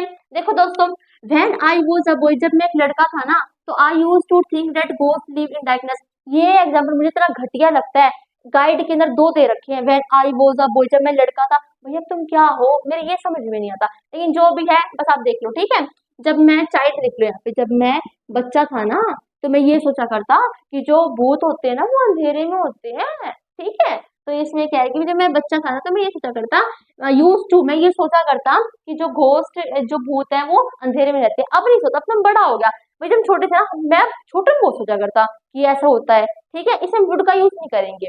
ओके, अब देखो भाई, there use to be a tree on the bank of the river. हम कह रहे कि पता है पहले वहां पर नदी के किनारे पे पेड़ हुआ करता। तो पास्ट में जब कोई चीज एग्जिस्टेंस, एग्जिस्टेंस का मतलब है अस्तित्व, जब किसी चीज का पास्ट में जब किसी चीज का अस्तित्व होता है, और उस बात को हम बताएं कि पहले वहां पे ट्री हुआ करता, पहले पता है हमारे घर के पास एक छोटा सा गड्ढा हुआ करता, जब ऐसे से बात बताते हैं पास्ट में किसी चीज का अस्तित्व बताते हैं, तब भी हम किसका यूज करते हैं, यूज टू का। जैसे कि पहले वहां पे ट्री हुआ करता on the bank of the river, ठीक है। जब हम अकोस्टोम टू यानी किसी चीज के आदी हो जाते हैं, ठीक है, तब हम किसका यूज करते हैं, इसका यूज करते हैं। ऐसे देखो, very soon you will become use to working here, बहुत जल्द ही तुम यहाँ पर काम करने के लिए आदी हो जाओगे। अब पता है यहाँ पे कुछ क्या सोच रहे हैं, माना कि मैंने अभी तक नॉन फ्रेंड नहीं पढ़ा है, लेकिन नॉन फ्रेंड मान लो भाई, हाँ अभी तक मैंने नहीं पढ़ा है, लेकिन एक तो आपको रूल मिलेगा दोस्तों, टू प्लस में वर्ब की फर्स्ट फॉर्म, यानी कि टू के साथ दोस्तों हमेशा वर्ब की फर्स्ट फॉर्म का यूज होता है। ये हम नॉन करेंट के अंदर पढ़ने वाले हैं, ठीक है। लेकिन कई सोचेंगे कि दीदी अभी तो आपने पता है कि टू के साथ वर्ब की फर्स्ट फॉर्म का यूज होता है, व्हाट इज दिस दीदी, यहाँ पे आईएनजी क्या कर रहा है। ध्यान दो दोस्तों, ये टू हमारा यूज का, ये तो हमारा पूरा मॉडल है, मॉडल के बाद हमारा वर्किंग आया है, ठीक है। तो ये मत सोचना कि टू के बाद हमने ये यूज कर दिया, टू के बाद तो हमेशा वर्ब की फर्स्ट फॉर्म आती है, लेकिन ये वर्ब थोड़ी ना है, टू के बाद तो वर्ब की फर्स्ट फॉर्म आती है। This is not verb, this is noun, this is act like a noun, ठीक है, यहाँ पे ये नाउन की तरह कार्य कर रहा है। अब आगे दोस्तों ओट टू की बारी, ये भी एडवाइस बताता है। दीदी डिफरेंस क्या है, मस्ट भी एडवाइस बताता है, बिल्कुल बिल्कुल आंसर सीखेंगे, ठीक है, मस्ट भी एडवाइस बताता है, ये भी एडवाइस बताता है, और शुड भी एडवाइस बताता है। अंतर क्या है, देखो भाई, मस्ट जब बताएगा तो सब जानते हैं भाई, होना है तो होना है, नहीं हुआ तो काम नहीं चलेगा। जब शुड बताएगा तो सिंपल एडवाइस बताएगा, लेकिन थोड़ा सा ओ टू है ना, वो थोड़ा सा फॉर्मल हो जाता है, ठीक है भाई। इसका मतलब थोड़ा सा ऐसा केस हो जाता है कि भाई सामाजिक कर्तव्य, कोई सामाजिक कर्तव्य, समाज से रिलेटेड कर्तव्य है ना, उसके लिए हम इसका यूज कर लेते हैं। सलाह के लिए भी एडवाइस का मतलब, सलाह के लिए भी दीदी ओ टू का यूज होता है, सलाह के लिए भी एडवाइस का यूज होता है। कैसे पहचाने, भाई दोनों का यूज हो सकता है, सलाह आ गई ना तो ऑटो का भी यूज कर सकते हो, एडवाइस का भी यूज कर सकते हो, ठीक है। कोई सामाजिक कर्तव्य आ गया तो आप ऑटो का यूज कर देना, इन सारी चीजों पे जोर दे रहा है तो आप मस्ट का यूज कर देना। पता है आपको एग्जाम में कैसे पूछ लेंगे, आपको एडवाइस दे देंगे, एडवाइस देने के बाद टू लगा देंगे और फिर ब्लैंक दे देंगे, एडवाइस आएगा ओट आएगा, और आप सोचोगे मैं एडवाइस लगा दूं, लेकिन एडवाइस के बाद टू क्यों आएगा, ओट के बाद तो टू आ सकता है, तो वहां पे आप ओट लगा सकते हो, ठीक है। तो आपको ऐसे दे सकते हैं, ये ओट टू है, ओट के साथ हमेशा टू आता है, यहाँ पे ऐसे दे देंगे, टू दे देंगे, और एडवाइस की बात होगी, एंड एडवाइस सॉरी सॉरी दोस्तों, शुड, एक ऑप्शन दे देंगे आपको शुड का, और एक ऑप्शन दे देंगे आपको ओट का, क्या लगाओगे, तो उसके हिसाब से भाई ओट के साथ टू आता है, शुड के साथ तो टू नहीं आता है, तो आपको यहाँ पे क्या लगाना पड़ेगा, ओट लगाना पड़ेगा, ठीक है। We ought to serve our country, हमें अपने देश की रक्षा, सॉरी अपने माता पिता की सेवा करनी चाहिए, हमने ओट टू लगा दिया, थोड़ा सामाजिक कर्तव्य हो गया, ठीक है। You ought to consult your doctor, तुम्हें डॉक्टर से सलाह लेनी चाहिए, ought टू लगा दिया, एडवाइस भी लगा सकते हैं। ओके ओके दोस्तों हमारा फर्स्ट है ये वाला, देखो dash I use your phone to call a taxi. अब इसके अंदर कहना आएगा, मस्ट आएगा, शैल आएगा, कैसे पहचानेंगे? बिल्कुल इजली, पहले आपको ये पढ़ना है। देखो भाई इसमें dash I use your phone, क्या मैं आपका फोन यूज कर सकता हूँ to call a taxi, taxi को कॉल करने के लिए मैं क्या आपका फोन यूज कर सकता हूँ? अब इसमें पहले हमें चीजें रिजेक्ट करनी होती है, ठीक है। इसका आंसर भाई आपने सोच लिया होगा, मैं बता देती हूँ। इसका आंसर फर्स्ट है, इन फर्स्ट से लूंगी तो ये रिजेक्ट नहीं होंगे, ठीक है, तो रिजेक्ट करते चलेंगे। अब इसका दोस्तों शैल हो सकता है। ओके देखो, क्या मैं टैक्सी मतलब टैक्सी के लिए आपका फोन लूंगी, इसका कोई सेंस बन रहा है? ऐसा कोई सेंस नहीं बन रहा। और शैल का मैंने यूज कहा था कि शैल का यूज हम केवल आदेश के लिए करते हैं, फ्यूचर एक्शन के लिए करते हैं। यहाँ पे किसी को आदेश नहीं दिया जा रहा, और कोई फ्यूचर का एक्शन नहीं है, हम किसी कह रहे हैं भाई फोन दे दो, कॉल करना है, ठीक है। मस्ट का मतलब क्या होता है? जब किसी बात पे जोर देते हैं, यहाँ पे ये जोर दे रहे हैं, यहाँ पे मतलब ये चीज थोड़ी ना, नाम मिला तो उसे ठोक देंगे, जैसे फोन मांग रहे हैं, ये चीज नहीं है। किसी पे ज्यादा फोर्स नहीं करेगी, दे नहीं बात बनेगी, ऐसा भी नहीं कर रहे। कहना आएगा इसमें, क्यों आएगा? क्योंकि हम किसी से परमिशन ले रहे हैं किसी चीज की, मतलब कोई चीज मांग रहे हैं, आज्ञा मांगने के लिए, भाई अपना कहना है क्या मैं आपका फोन यूज कर सकता हूँ कॉल करने के लिए टैक्सी से, ठीक है। और मैं आपको बता दें भाई कैन का मतलब होता है सकता हूँ, सकती हूँ, ठीक है। तो क्या मैं टैक्सी को कॉल करने के लिए आपका फोन यूज कर सकती हूँ? आज्ञा मांगी है, आज्ञा मांगी है, तो हम यहाँ पे कैन का यूज करेंगे, ठीक है। ओके तो टेस्ट इज टुमारो, जो टेस्ट है वो कल है, आने वाले कल में है। So you dash study tonight, तो तुम्हें आज रात क्या करनी पड़ेगी भाई? स्टडी करनी पड़ेगी, ठीक है। अब इसमें दोस्तों वुड आ सकता है, वुड के मैंने यूज क्या बताए थे भाई? ऑफर के लिए आ सकता है वुड, पोलाइट रिक्वेस्ट कर रहे हो इसके लिए आ सकते हैं। यहाँ पे कोई पोलाइट रिक्वेस्ट नहीं हो रही, कोई नंबर निवेदन होने कर रहे हैं कि प्लीज तुम्हारा टेस्ट कल है, ऐसी कोई फीलिंग नहीं आ रही, कोई अनरियल सिचुएशन नहीं है कि भाई हो नहीं सकता, कोई ऑफर नहीं दे रहे हम इसमें, और ना ही कोई पोलाइट रिक्वेस्ट कर रहे, यानी कि वुड तो आएगा नहीं। ओके शुड आ सकता है, इसमें शुड आ सकता है, क्योंकि हम इसमें अभी एडवाइस के लिए हम किसी को कहते हैं भाई तुम्हें करना चाहिए, ये करना चाहिए, ऐसे सलाह देने के लिए हम शुड का यूज करते हैं। तो इसमें क्या सही रहेगा? शुड सही रहेगा, ठीक है। माइट इसमें बिल्कुल सही नहीं रहेगा, क्योंकि माइट का यूज हम पॉसिबिलिटी के लिए करते हैं। हाँ माना माइट का यूज सजेशन यानी किसी को सुझाव देना है उसके लिए भी करते हैं, लेकिन यहाँ पे कोई सुझाव नहीं है। यहाँ पे माना यहाँ पे थोड़ा बहुत आपको फील हो रहा होगा सुझाव का, लेकिन ऐसे कंडीशन में सबसे ज्यादा अच्छा कौन सा रहता है? शुड रहता है। सब जानते हैं सलाह दी जा रही है कि आपको आज रात पढ़ाई करनी चाहिए, ऐसे कह रहे हैं ना, तो शुड ज्यादा बेटर है, ठीक है। इतना कोई सुझाव नहीं हो रहा है इसमें जितना शुड। और सुझाव की बात है ना, तो सुझाव सबसे अच्छा इसमें ही होता है, सलाह देना, सुझाव देना, ठीक है। Okay I don't think that I dash finish this project on time, भाई मैं नहीं सोचती कि आज मैं समय पर इसे पूरा कर लूंगी, यानी कि संभावना कम है। इससे जाके भाई मुझे ही लग रहा कि मैं आज इसे कर लूंगी, यानी कि संभावना कम है, संभावना की बात है। तो इसमें माइट आ सकता है, माइट है इसमें, हाँ। विल आ सकता है, नो कहना सकता है, नो सकता है, ऐसा कुछ एबिलिटी कुछ ऐसा है नहीं, तो पॉसिबिलिटी की बात है, then we have to use might.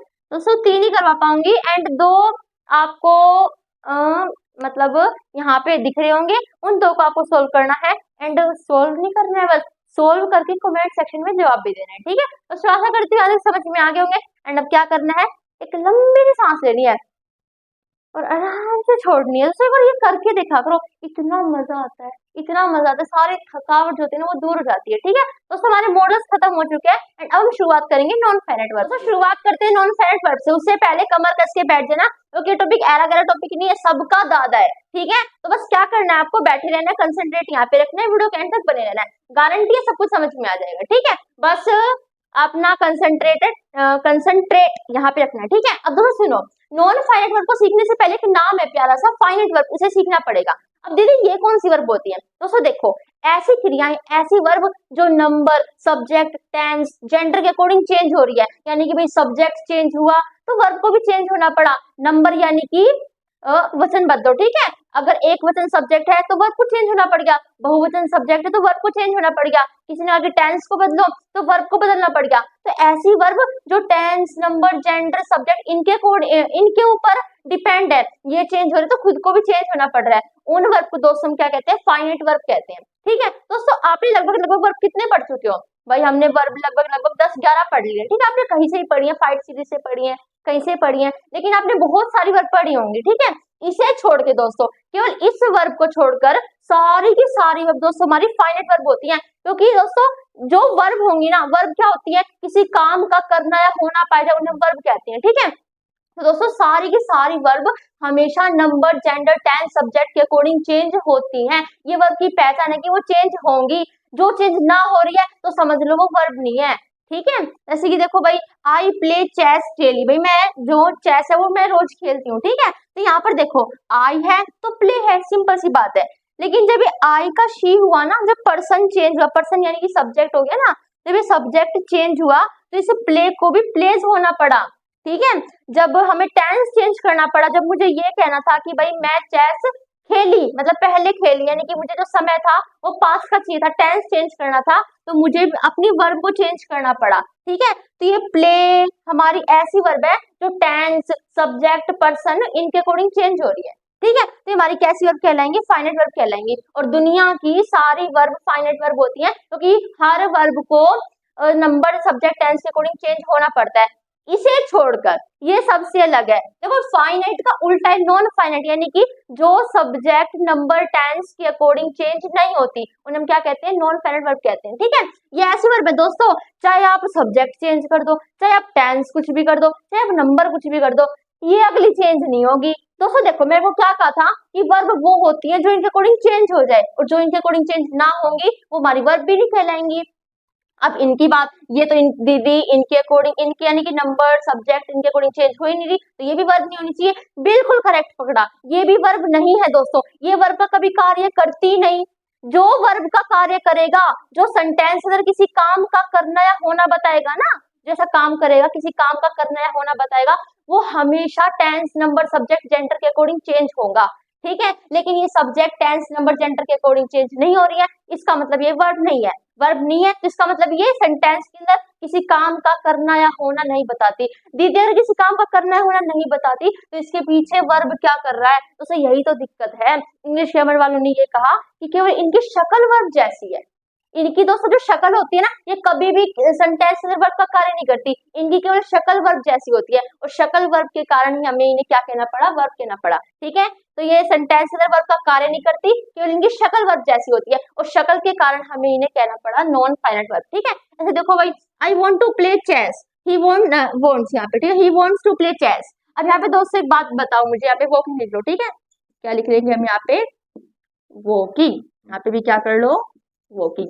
तो देखो, मुझे एक बात बताओ दोस्तों, यहाँ पे वॉन्ट है, जब आई का ही हुआ तो वॉन्ट का वॉन्ट्स हो गया, यानी कि सब्जेक्ट के अकॉर्डिंग चेंज हो रही है, ये हमारी फाइनाइट वर्ब है। लेकिन आपने ध्यान दिया, प्ले भी हमारी एक वर्ब है, इसकी शक्ल बिल्कुल वर्ब जैसी है ना, हमने पढ़ा है ना, लेकिन ये आई का ही हो गया, ये भी चेंज हो गई, लेकिन ये चेंज नहीं हुई।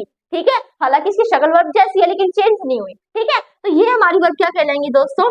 ये हमारी कहलाएंगी नॉन फाइनाइट वर्ब। और नॉन फाइनाइट वर्ब जहां होना, एक बात ध्यान रखना दोस्तों, जहां भी नॉन फाइनाइट वर्ब होगी वो वर्ब ऐसी होंगी जो कभी भी वर्ब का कार्य नहीं करेंगी, केवल उनकी शक्ल वर्ब जैसी होगी। ठीक है, ऐसे walking is good, walking is a good exercise, walking was a good exercise. जब मुझे टेंस चेंज करना पड़ा, जब मुझे ये कहना था कि भाई वॉकिंग अच्छी व्यायाम था, अच्छा व्यायाम था। ठीक है, मुझे ये कहना पड़ा, इसका वोज हो गया, लेकिन इस पे कोई फर्क नहीं पड़ा। ठीक है, तो हमारी क्या है? हमारी ये हमारी नॉन फाइनाइट क्या है? नॉन फाइनाइट वर्ब है। ठीक है दोस्तों देखो, सारी की सारी वर्ब हमारी कैसी होती है? फाइनाइट वर्ब होती है। ठीक है दोस्तों, ये देखा गया, एक बार मैं भाई, हम इंग्लिश ग्रामर की मार्केट में तो जाते रहते हैं, उसमें हम एक कमरे में गए, उसमें ये देखा कि भाई सारी की सारी फाइनाइट वर्ब है, लेकिन उनमें से कुछ वर्ब कि कुछ शब्दों के साथ जुड़ के सेंटेंस में चेंज नहीं हो रही थी।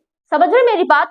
हमने सारी की सारी, हम फाइनाइट वर्ब के रूम में गए, इंग्लिश ग्रामर की मार्केट में गए, वहां पे फाइनाइट वर्ब की दुकान थी, उस दुकान के अंदर गए, वहां पे फाइनाइट वर्ब पड़ी हुई थी, बहुत सारे सेंटेंसेस पड़े हुए थे। ठीक है, मैंने उनको देखा, देखने के बाद मुझे वहां पर कुछ ऐसी चीजें मिली, कुछ ऐसी वर्ब मिली जो किन्हीं शब्दों के साथ जुड़कर,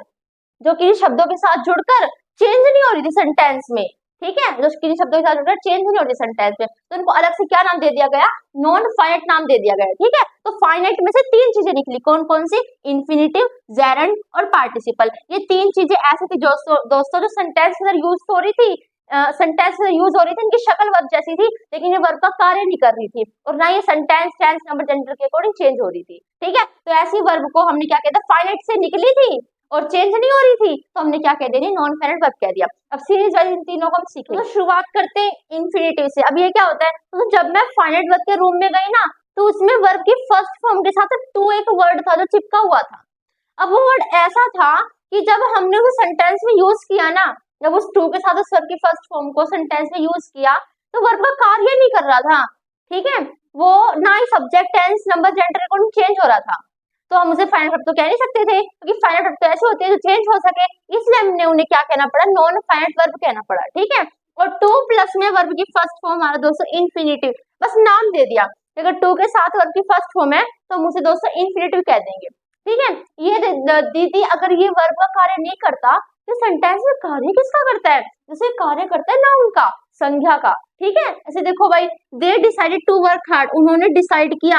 अब वर्ब क्या होते हैं पहले मुझे ये बताओ भाई, जो करता है वो क्या कर रहा है, कर्ता द्वारा क्या किया जा रहा है, उसे हम वर्ब कहते हैं, ठीक है। दे हमारा क्या है, सब्जेक्ट है। दे ने क्या कार्य किया, दे ने निर्णय लेना कार्य किया है, दे द्वारा ये किया गया है, तो ये तो हमारी क्या हुई, वर्ब हुई, ठीक है। अब इसमें सेंटेंस में इसकी भी शक्ल वर्ब जैसी है, लेकिन ये कार्य वर्ब का नहीं कर रही। देखो भाई, उसने निर्णय लिया, क्या निर्णय लिया, यानी कि एक प्रकार से नाम हो गया ना, निर्णय का नाम क्या है, कठिन परिश्रम करने का निर्णय लिया। तो उसने जो निर्णय लिया है वो निर्णय क्या है, एक प्रकार से नाम ही हो गया ना ये। फील करके देखो, ये आपको नाम ही निकलेगा भाई। एक तो आपने सुना होगा भाई, नाउन पहचान ना हो तो वट का उत्तर पूछो, वट का उत्तर मिल रहा है तो हमारा नाउन होता है। उसने निर्णय लिया, क्या निर्णय लिया, क्या क्या उत्तर हमें मिल रहा है तो हमारा नाउन है। और एक बार आप फील भी करके देखो, उसने निर्णय लिया है, नाम क्या उस निर्णय का, तो नाम ही हो गया एक प्रकार से, नाउन यानी कि नाम, संज्ञा, ठीक है। तो हमारी वर्क, इसकी शक्ल वर्ब जैसी थी, मानो इसकी शक्ल वर्ब जैसी थी और इसकी शक्ल वर्ब जैसी थी, इसलिए हमें इसे वर्ब कहना पड़ा, नॉन फाइनाइट वर्ब होता है ये, ठीक है, केवल शक्ल के कारण, नहीं तो ये वर्ब का रोल प्ले नहीं करती, ठीक है। अब टू के साथ वर्क दिख गया, अब यहाँ पे आप कुछ भी चेंज कर लो, टेंस चेंज कर लो, डिसाइडेड चेंज हो जाएगा, लेकिन इसके कोई फर्क नहीं पड़ेगा, ठीक है, क्यों, क्योंकि टू प्लस वर्ब की फर्स्ट फॉर्म है, और इसे हम क्या कह देंगे, इन्फिनिटिव, ठीक है। अभी नाउन की तरह यहाँ पे एक्ट कर रही है, ओके। आई होप टू पास, मुझे आशा है, किसकी आशा है, क्या क्या चीज है आशा होने की, पास होने की आशा है, ठीक है। भाई मेरी तरह तो आशा की जा रही है, यानी कि ये वर्ब हो गई। अगर सेंटेंस में वर्ब मिल गई तो दूसरी जो शक्ल होगी ना वो पक्का नॉन फाइनाइट की होगी, ठीक है। ये मेरी बात ध्यान से सुन लो दोस्तों, मान लो एक सेंटेंस से आपने वर्ब पकड़ ली, बस दूसरी उस सेंटेंस के अंदर और कोई शक्ल आपको अगर वर्ब की शक्ल दिखे ना तो समझ जाना वो वर्ब नहीं है, क्योंकि वर्ब तो आपने देख ली। अब एक सेंटेंस से दो वर्ब तो हो नहीं सकती, एक ही होगी, दूसरे का शक्ल वर्ब जैसी है तो पक्का क्या है, नॉन फाइनाइट वर्ब है, वो नाउन की तरह फिर एडजेक्टिव की तरह एक्ट कर रही होगी, ठीक है। तो यहाँ पे टू पास हमारा क्या हो गया, इन्फिनिटिव हो गया। टू प्लस में वर्ब की फर्स्ट फॉर्म है, टू प्लस में वर्ब की फर्स्ट फॉर्म में क्या कहलाता है, इन्फिनिटिव। जब ऐसे फॉर्मेट आता है तो ये कभी भी चेंज नहीं होते, नाउन की तरह एक्ट करते हैं और क्या कहलाते हैं, नॉन फाइनाइट वर्ब कहलाते हैं, ठीक है। अब दोस्तों देखो, इन्फिनिटिव से ही निकला था एक बेयर इन्फिनिटिव। अब ये क्या था, उसमें दोस्तों देखो, जब मैं रूम में गए भाई, हम बहुत सारे बच्चे रूम में गए तो वर्ब की फर्स्ट फॉर्म, वर्ब की फर्स्ट फॉर्म वर्ब का कार्य करती है, सब जानते हैं, लेकिन कुछ वर्ब की फर्स्ट फॉर्म ऐसी थी, मतलब वही वर्ब की फर्स्ट फॉर्म ऐसी थी तो सेंटेंस के अंदर नाउन का भी कार्य कर रही थी, ठीक है। तो वही हमारा क्या होता है, बेयर इन्फिनिटिव। जब वर्ब की फर्स्ट फॉर्म नाउन का कार्य करे ना तो हम उसे बेयर इन्फिनिटिव कहते हैं, या फिर आप इसे भी कहते हैं, आप ये भी कह सकते हो कि वर्ब की फर्स्ट फॉर्म को हम बेयर इन्फिनिटिव भी कहते हैं, ठीक है। ऐसे देखो भाई, शी मेड मी क्राई, उसने मुझे रुला दिया, ठीक है। तो दोस्तों यहाँ पर देखो, क्राई हमारी एक वर्ब है। अब यहाँ पे आप कुछ भी चेंज करो, टेंस चेंज कर लो, मेड का मेक हो जाएगा, लेकिन ये क्राई कभी चेंज नहीं होगी। अरे आप कुछ भी कर लेना, ये लगा लेना, बेशक क्राई कभी चेंज नहीं होगी, ठीक है। तो क्राई कैसी वर्ब है, तो चेंज नहीं हो रही, कुछ भी चेंज कर लो। और ऐसी वर्ब चेंज ना होए, नंबर, जेंडर कुछ भी चेंज कर लो, जब भी चेंज ना होए तो नॉन फाइनाइट है। अब इसे नाम क्या रखे, नॉन फाइनाइट वर्ब की फर्स्ट फॉर्म के रूप में, तो हम इसे दोस्तों बेयर इन्फिनिटिव कहते हैं, ठीक है। असलियत में दोस्तों देखो, मेरे अकॉर्डिंग मैं क्या कह रही हूँ कि जो वर्ब की फर्स्ट फॉर्म नाम का कार्य करेगी उसे हम बेयर इन्फिनिटिव कहते हैं। लेकिन पता है क्या, कितना कंफ्यूज कर देते हैं बच्चों को, पता है क्या कर दिया यहाँ पे, आप सब जानते हैं कि मॉडल के बाद तो वर्ब की फर्स्ट फॉर्म ही आएगी। अब आप यू का आई कर लो, यू का शी कर लो, यहाँ पे यू है ना, इसका आई कर लो, शी कर लो, दे कर लो, कैन कर लो, टेंस चेंज कर दो, कैन का कुड कर दो, कुछ भी कर दो, ये टेक तो कभी चेंज हो नहीं सकती, क्योंकि अगर यहाँ पे मॉडल है तो इसके बाद तो वर्ब की फर्स्ट फॉर्म ही आएगी। और हम सब जानते हैं कि वर्ब होती है, आपने सुना होगा भी, तो आपको बताया था कि मॉडल के बाद तो भाई हमेशा वर्ब की फर्स्ट फॉर्म ही आएगी, और वर्ब आती है, वर्ब यानी किसी काम का करना है, होना बताएगी। यू कैन टेक, तुम take my book, you can take my, तुम मेरी बुक ले सकते हो, तो तुम्हारे द्वारा तो लिया जाने का कार्य कर रहा है ना, तो टेक तुम्हारी क्या हो गई, वर्ब हो गई, असली वाली वर्ब है, यानी किसी काम का करना है, होना ही बता रही है। लेकिन पता है इंग्लिश वालों ने क्या कहा, इंग्लिश वालों ने ये कहा कि हाँ माना कि ये वर्ब है लेकिन ये चेंज नहीं हो रही, इसलिए हम इसे बेयर इंफिनिटिव कह देंगे। हालांकि कहना नहीं चाहिए, मेरी बात सुनो, हालांकि कहना नहीं चाहिए क्योंकि ये वर्ब हमारी असली वर्ब है, इसे हम बेयर इंफिनिटिव कह ही नहीं सकते। इंफिनिटिव यानी कि नॉन फाइनाइट होता है, नॉन फाइनाइट तो चेंज ना हो, यानी कि ये भी चेंज नहीं हो रही है तो इसे हाँ कह देते हैं। वैसे इंग्लिश ग्रामर में इसे बेयर इंफिनिटिव कह देते हैं, ठीक है।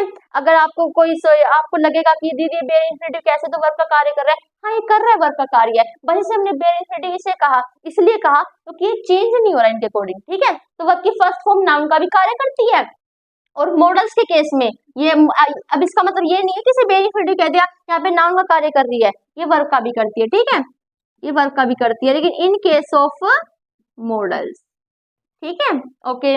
अब देखो जेरेंट क्या होता है, जब दोस्तों वर्ब की फर्स्ट फॉर्म के साथ आपको आईएनजी दिख जाए ना, उसे हम जेरेंट कहते हैं। अब वर्ब की फर्स्ट फॉर्म प्लस आईएनजी तो हमारी असली वर्ब भी होती है। वर्ब की फर्स्ट फॉर्म प्लस आईएनजी कौन सी फॉर्म होती है, वर्ब की फोर्थ फॉर्म, 5 फॉर्म होती है ना। वर्ब की फोर्थ फॉर्म कैसे बनती है, जब वर्ब की फर्स्ट फॉर्म में आप आईएनजी जोड़ दो, वर्ब की फोर्थ फॉर्म बन जाती है। तो उसी कमरे के अंदर वही वर्ब की फोर्थ फॉर्म दोस्तों नाउन का भी कार्य कर रही थी, तो उसे क्या कह दिया, जेरेंट कह दिया। जब ये फॉर्म नाउन का कार्य करे, जब वर्ब का कार्य करे ना तब जेरेंट नहीं कहेंगे, जब ये नाउन का कार्य करे तब जेरेंट कहेंगे, ठीक है। जैसे ड्रिंकिंग इज एन एविल, जो ड्रिंकिंग है वो बुरी चीज है, ठीक है दोस्तों। मैं आज शायद ढंग से ना बोल पा रही हूँ क्योंकि यहाँ पे चोट लग रही है, मैं बहुत मुश्किल से बोल पा रही हूँ, ठीक है। तो आपको शायद एक्सप्रेशन में बिल्कुल ढंग से नहीं बोल पा रही हूँ, ऐसे बिल्कुल ढंग से नहीं बोल पा रही, ठीक है। तो समझना दोस्तों, यहाँ पे देखो दोस्तों, जो ड्रिंकिंग है वो क्या है, एविल है, यानी कि बुराई है भाई, बुरी चीज है ड्रिंकिंग करना। तो यहाँ पे दोस्तों देखो, एक प्रकार तो ये सब जानते हैं, सब्जेक्ट के बाद वर्ब आती है, लेकिन यहाँ पे तो वर्ब से पहले तो हमेशा सब्जेक्ट ही आएगा। तो ड्रिंकिंग हमारा क्या है, सब्जेक्ट है। सब्जेक्ट कौन कौन बन सकता है, एक सेंटेंस के अंदर सब्जेक्ट केवल नाउन बन सकता है और प्रोनाउन बन सकता है। प्रोनाउन की शक्ल तो हम जानते कैसी होती है, आई माई मी ऐसी नहीं होती है, लेकिन ये तो हमारा नाउन है, ठीक है। नाउन है, वर्ब की फर्स्ट फॉर्म प्लस आईएनजी के रूप में है, कुछ भी चेंज कर लो अगला चेंज नहीं होगा, क्या कह देंगे, जेरेंट कह देंगे, ठीक है। वी लव सिंगिंग, मैं पसंद करती हूँ, मेरे द्वारा तो पसंद किया जा रहा है, लव तो हमारी असली वाली वर्ब हो गई, ठीक है। लेकिन ये सिंगिंग क्या है, इसकी शक्ल माना वर्ब की फर्स्ट फॉर्म प्लस आईएनजी यानी कि वर्ब जैसी है, लेकिन वर्ब का कार्य नहीं कर रही, ये नाउन का कार्य कर रही है। मैं पसंद करती हूँ, क्या पसंद करती हूँ, नाम क्या है उस चीज का, गाना, ठीक है। तो कई बार हमें देखा गया कि जो वर्ब थी ना वो नाउन का भी कार्य कर रही थी, जैसे कि गाना, गाना तो वर्ब भी होती है, ऐसे मैं गा रही हूँ तो मेरे द्वारा गाया जा रहा है, हमारी वर्ब हो गई। लेकिन गाना नाउन भी बन सकता है, गाना नाउन भी बन सकता है, हम प्यार करते हैं गाने को, ठीक है, तो गाना एक प्रकार से नाउन हो गया।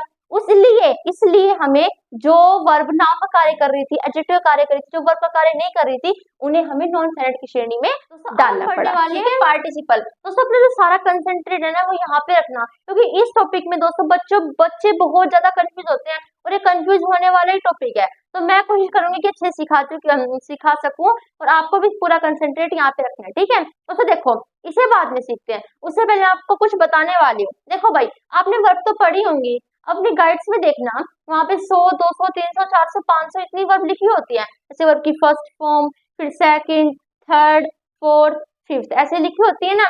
और उसी वर्ब की फर्स्ट फॉर्म के ऊपर लिखा होता है प्रेजेंट, यानी कि क्या है कि जितनी वर्ब की फर्स्ट फॉर्म है ना उसका यूज हम प्रेजेंट टेंस के लिए करेंगे। फिर आती है वर्ब की सेकंड फॉर्म जिसके ऊपर लिखा होता है पास्ट, यानी कि पास्ट टेंस हो तो हम वर्ब की सेकंड फॉर्म का यूज करेंगे। फिर आती है वर्ब की थर्ड फॉर्म जिसके ऊपर लिखा होता है पास्ट पार्टिसिपल, यानी कि पास्ट पार्टिसिपल की बात हो ना तो वर्ब की थर्ड फॉर्म का यूज करेंगे।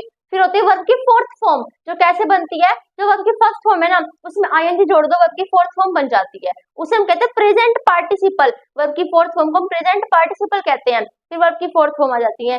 फिर आती है वर्ब की फिफ्थ फॉर्म जिसे भी हम प्रेजेंट ही कहते हैं, बस अंतर हम बाद में सीखेंगे, ठीक है, अभी मेन नहीं है वो।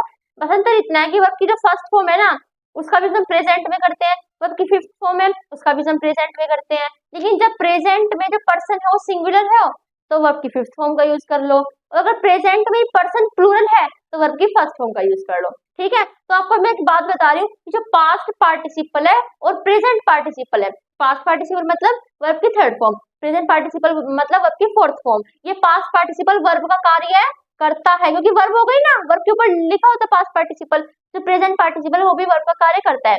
इसके पीछे क्या है, पार्टिसिपल है। और अब मैं आपको क्या बता रही हूँ, जो पार्टिसिपल होता है वो एडजेक्टिव का कार्य करता है, ठीक है। लेकिन दोस्तों मैं आपसे ये कहूंगी कि पार्टिसिपल एडजेक्टिव का भी कार्य करता है। पार्टिसिपल आप जानते हो वर्ब का कार्य तो करता ही करता है, अभी हमने देखा था पास्ट पार्टिसिपल लिखा हुआ है, प्रेजेंट पार्टिसिपल लिखा हुआ है, ये सारी सारी हमारी वर्ब है, वर्ब का कार्य भी करती है। ठीक है, तो पार्टिसिपल एडजेक्टिव का भी कार्य करती है। कोई ऐसे कह रहा है कि पार्टिसिपल मतलब एडजेक्टिव का कार्य करेंगे, नहीं, पार्टिसिपल हमारा वर्ब का कार्य भी करता है, लेकिन साथ ही एडजेक्टिव का कार्य भी करता है। पार्टिसिपल के दोस्तों अंदर तीन चीजें होती हैं, present participle, past participle, perfect participle. अब अगर ये प्रेजेंट पार्टिसिपल आया है तो कईयों का दिमाग गया होगा उस गाइड वाली प्रेजेंट पार्टिसिपल पे, लेकिन मूर्खों नहीं जाना चाहिए उस पे दिमाग। क्यों नहीं जाना चाहिए? क्योंकि हम नॉन फाइनाइट पढ़ रहे हैं, और नॉन फाइनाइट जो गाइड्स के अंदर वर्ब है ना उससे बिल्कुल अलग है। वे वर्ब तो वर्ब का कार्य करती हैं, वे वर्ब तो नंबर, जेंडर, टेंस, सब्जेक्ट के अकॉर्डिंग चेंज होती है, ये तो वर्ब का कार्य भी नहीं करती, ये तो चेंज भी नहीं होती, फिर हम उन्हें उनसे इनको उन गाइड वाली वर्ब से रिलेट नहीं कर सकते। ठीक है, लेकिन आपने ध्यान दिया कि जो वर्ब की फोर्थ फॉर्म यानी कि प्रेजेंट पार्टिसिपल गाइड के अंदर होती है, उसका नाम इसका नाम सेम है, तो अंतर तो होना चाहिए, और जेरेंट भी, तो तीनों में अंतर सीखेंगे, चिंता मत करो। ठीक है, अब जो वर्ब का कार्य करती है गाइड के अंदर हमने देखी है पास्ट पार्टिसिपल वर्ब की थर्ड फॉर्म। ठीक है, वो वर्ब का भी कार्य करती है, और वही पास्ट पार्टिसिपल अब हमारे यहाँ पे है, लेकिन ये नॉन फाइनाइट की तरह यूज हो रही है, तो इसमें भी अंतर सीखेंगे। ठीक है, अब देखो दोस्तों, ये जो हमारी तीनों है ना, ये हमारा एडजेक्टिव कार्य करती है, यानी कि जब ये सेंटेंस के अंदर आएंगी तो ये केवल शक्ल वर्ब जैसी होंगी, ये कार्य वर्ब का नहीं करेंगी, तो किसका करेंगी? ये विशेषण का कार्य करेंगे, विशेषता बताएंगी। ठीक है, प्रेजेंट पार्टिसिपल यानी कि वर्ब की फर्स्ट फॉर्म प्लस आईएनजी, अगर वर्ब की first form plus ING verb का कार्य कर रहा है तो हम उसे प्रेजेंट पार्टिसिपल कहेंगे। मेरी बात अब दोस्तों ध्यान सुननी है, बिल्कुल ध्यान सुनोगे। देखो, अब यहाँ पे मैंने दोस्तों लिख दिया प्रेजेंट पार्टिसिपल। प्रेजेंट पार्टिसिपल दोस्तों एडजेक्टिव का भी कार्य करता है, किसका? एडजेक्टिव का भी कार्य करता है और वर्ब का भी कार्य करता है। जब ये एडजेक्टिव कार्य करेगा तभी हम उसे प्रेजेंट पार्टिसिपल कहेंगे, जब ये वर्ब का कार्य करेगा तब भी हम उसे प्रेजेंट पार्टिसिपल कहेंगे। ठीक है, बस आपको ध्यान रखना है प्रेजेंट पार्टिसिपल है लेकिन एडजेक्टिव वाला, प्रेजेंट पार्टिसिपल है लेकिन वर्ब वाला। ठीक है, ऐसे यहाँ पे पास्ट पार्टिसिपल है दोस्तों, पास्ट पार्टिसिपल। अब इसका क्या है? ये भी दोस्तों एडजेक्टिव का भी कार्य करता है नॉन फाइनाइट के अंदर। अभी हम देख रहे हैं ना, यहाँ पे एडजेक्टिव कार्य करेगा, लेकिन गाइड्स के अंदर ये वर्ब का भी कार्य करता है। ठीक है, और दोनों ही केस में जब वर्ब का कार्य करेगा तब भी हम इसे पास्ट पार्टिसिपल कहेंगे, जब एडजेक्टिव कार्य करेगा तब भी हम इसे पास्ट पार्टिसिपल कहेंगे। ठीक है, इससे लोग कंफ्यूज जाते हैं, क्योंकि हमें भी सिखाया जाता है कि जब एडजेक्टिव का कार्य करे तो उसे पास्ट पार्टिसिपल कह देंगे, लेकिन कई बार ये वर्ब का कार्य करता है और लोग उसे कहते हैं ये पास्ट पार्टिसिपल है, और हम कंफ्यूज जाते हैं। ठीक है, तो दोनों में हम इसे पास्ट पार्टिसिपल कह देते हैं। बस समझने की बात क्या है, ये पास्ट पार्टिसिपल एडजेक्टिव वाला है सेंटेंस के अंदर, और जब पास्ट पार्टिसिपल वो वर्ब वाला होगा। ठीक है, चिंता मत करो, इजीली सीख लेंगे। ठीक है, okay. We heard parking drawings, हमने सुना, तो हमारे द्वारा तो सुना गया, यानी कि वर्ब तो ये है। अगर वर्ब ये है तो जो भी कुछ मिलेगा, अगर मिला, अगर उसकी शक्ल वर्ब जैसी हुई तो समझ जाना उसकी केवल शक्ल वर्ब जैसी है, हमारी नॉन फाइनाइट है। ठीक है, अब मैंने कुत्तों को तो सुना, लेकिन वो कुत्ते क्या थे? भौंकते हुए थे, तो कुत्तों की विशेषता है कि वो भौंकते हुए थे, और कुत्ता हमारा एक नाउन हो गया, नाम ही दे दिया, देख के हमने उसे कहते कुत्ता। इंसान क्यों नहीं कहा? सोनू मोनू क्यों नहीं कहा? कुत्ता ही क्यों कहा? नाम ही दिया ना एक प्रकार से। तो नाउन की जो विशेषता बताएगा, नाउन की विशेषता क्या है? कि वो भौंकते हुए है, तो हमारा एडजेक्टिव हो गया ये। लेकिन दोस्तों ये हमारा ऐसा एडजेक्टिव है जो वर्ब की फर्स्ट फॉर्म प्लस आईएनजी की फॉर्म में है, तो हम इसे क्या कह देंगे? अगर एडजेक्टिव वर्ब की फर्स्ट फॉर्म प्लस आईएनजी की फॉर्म में हो और वर्ब का कार्य ना करे तो हम इसे क्या कहेंगे?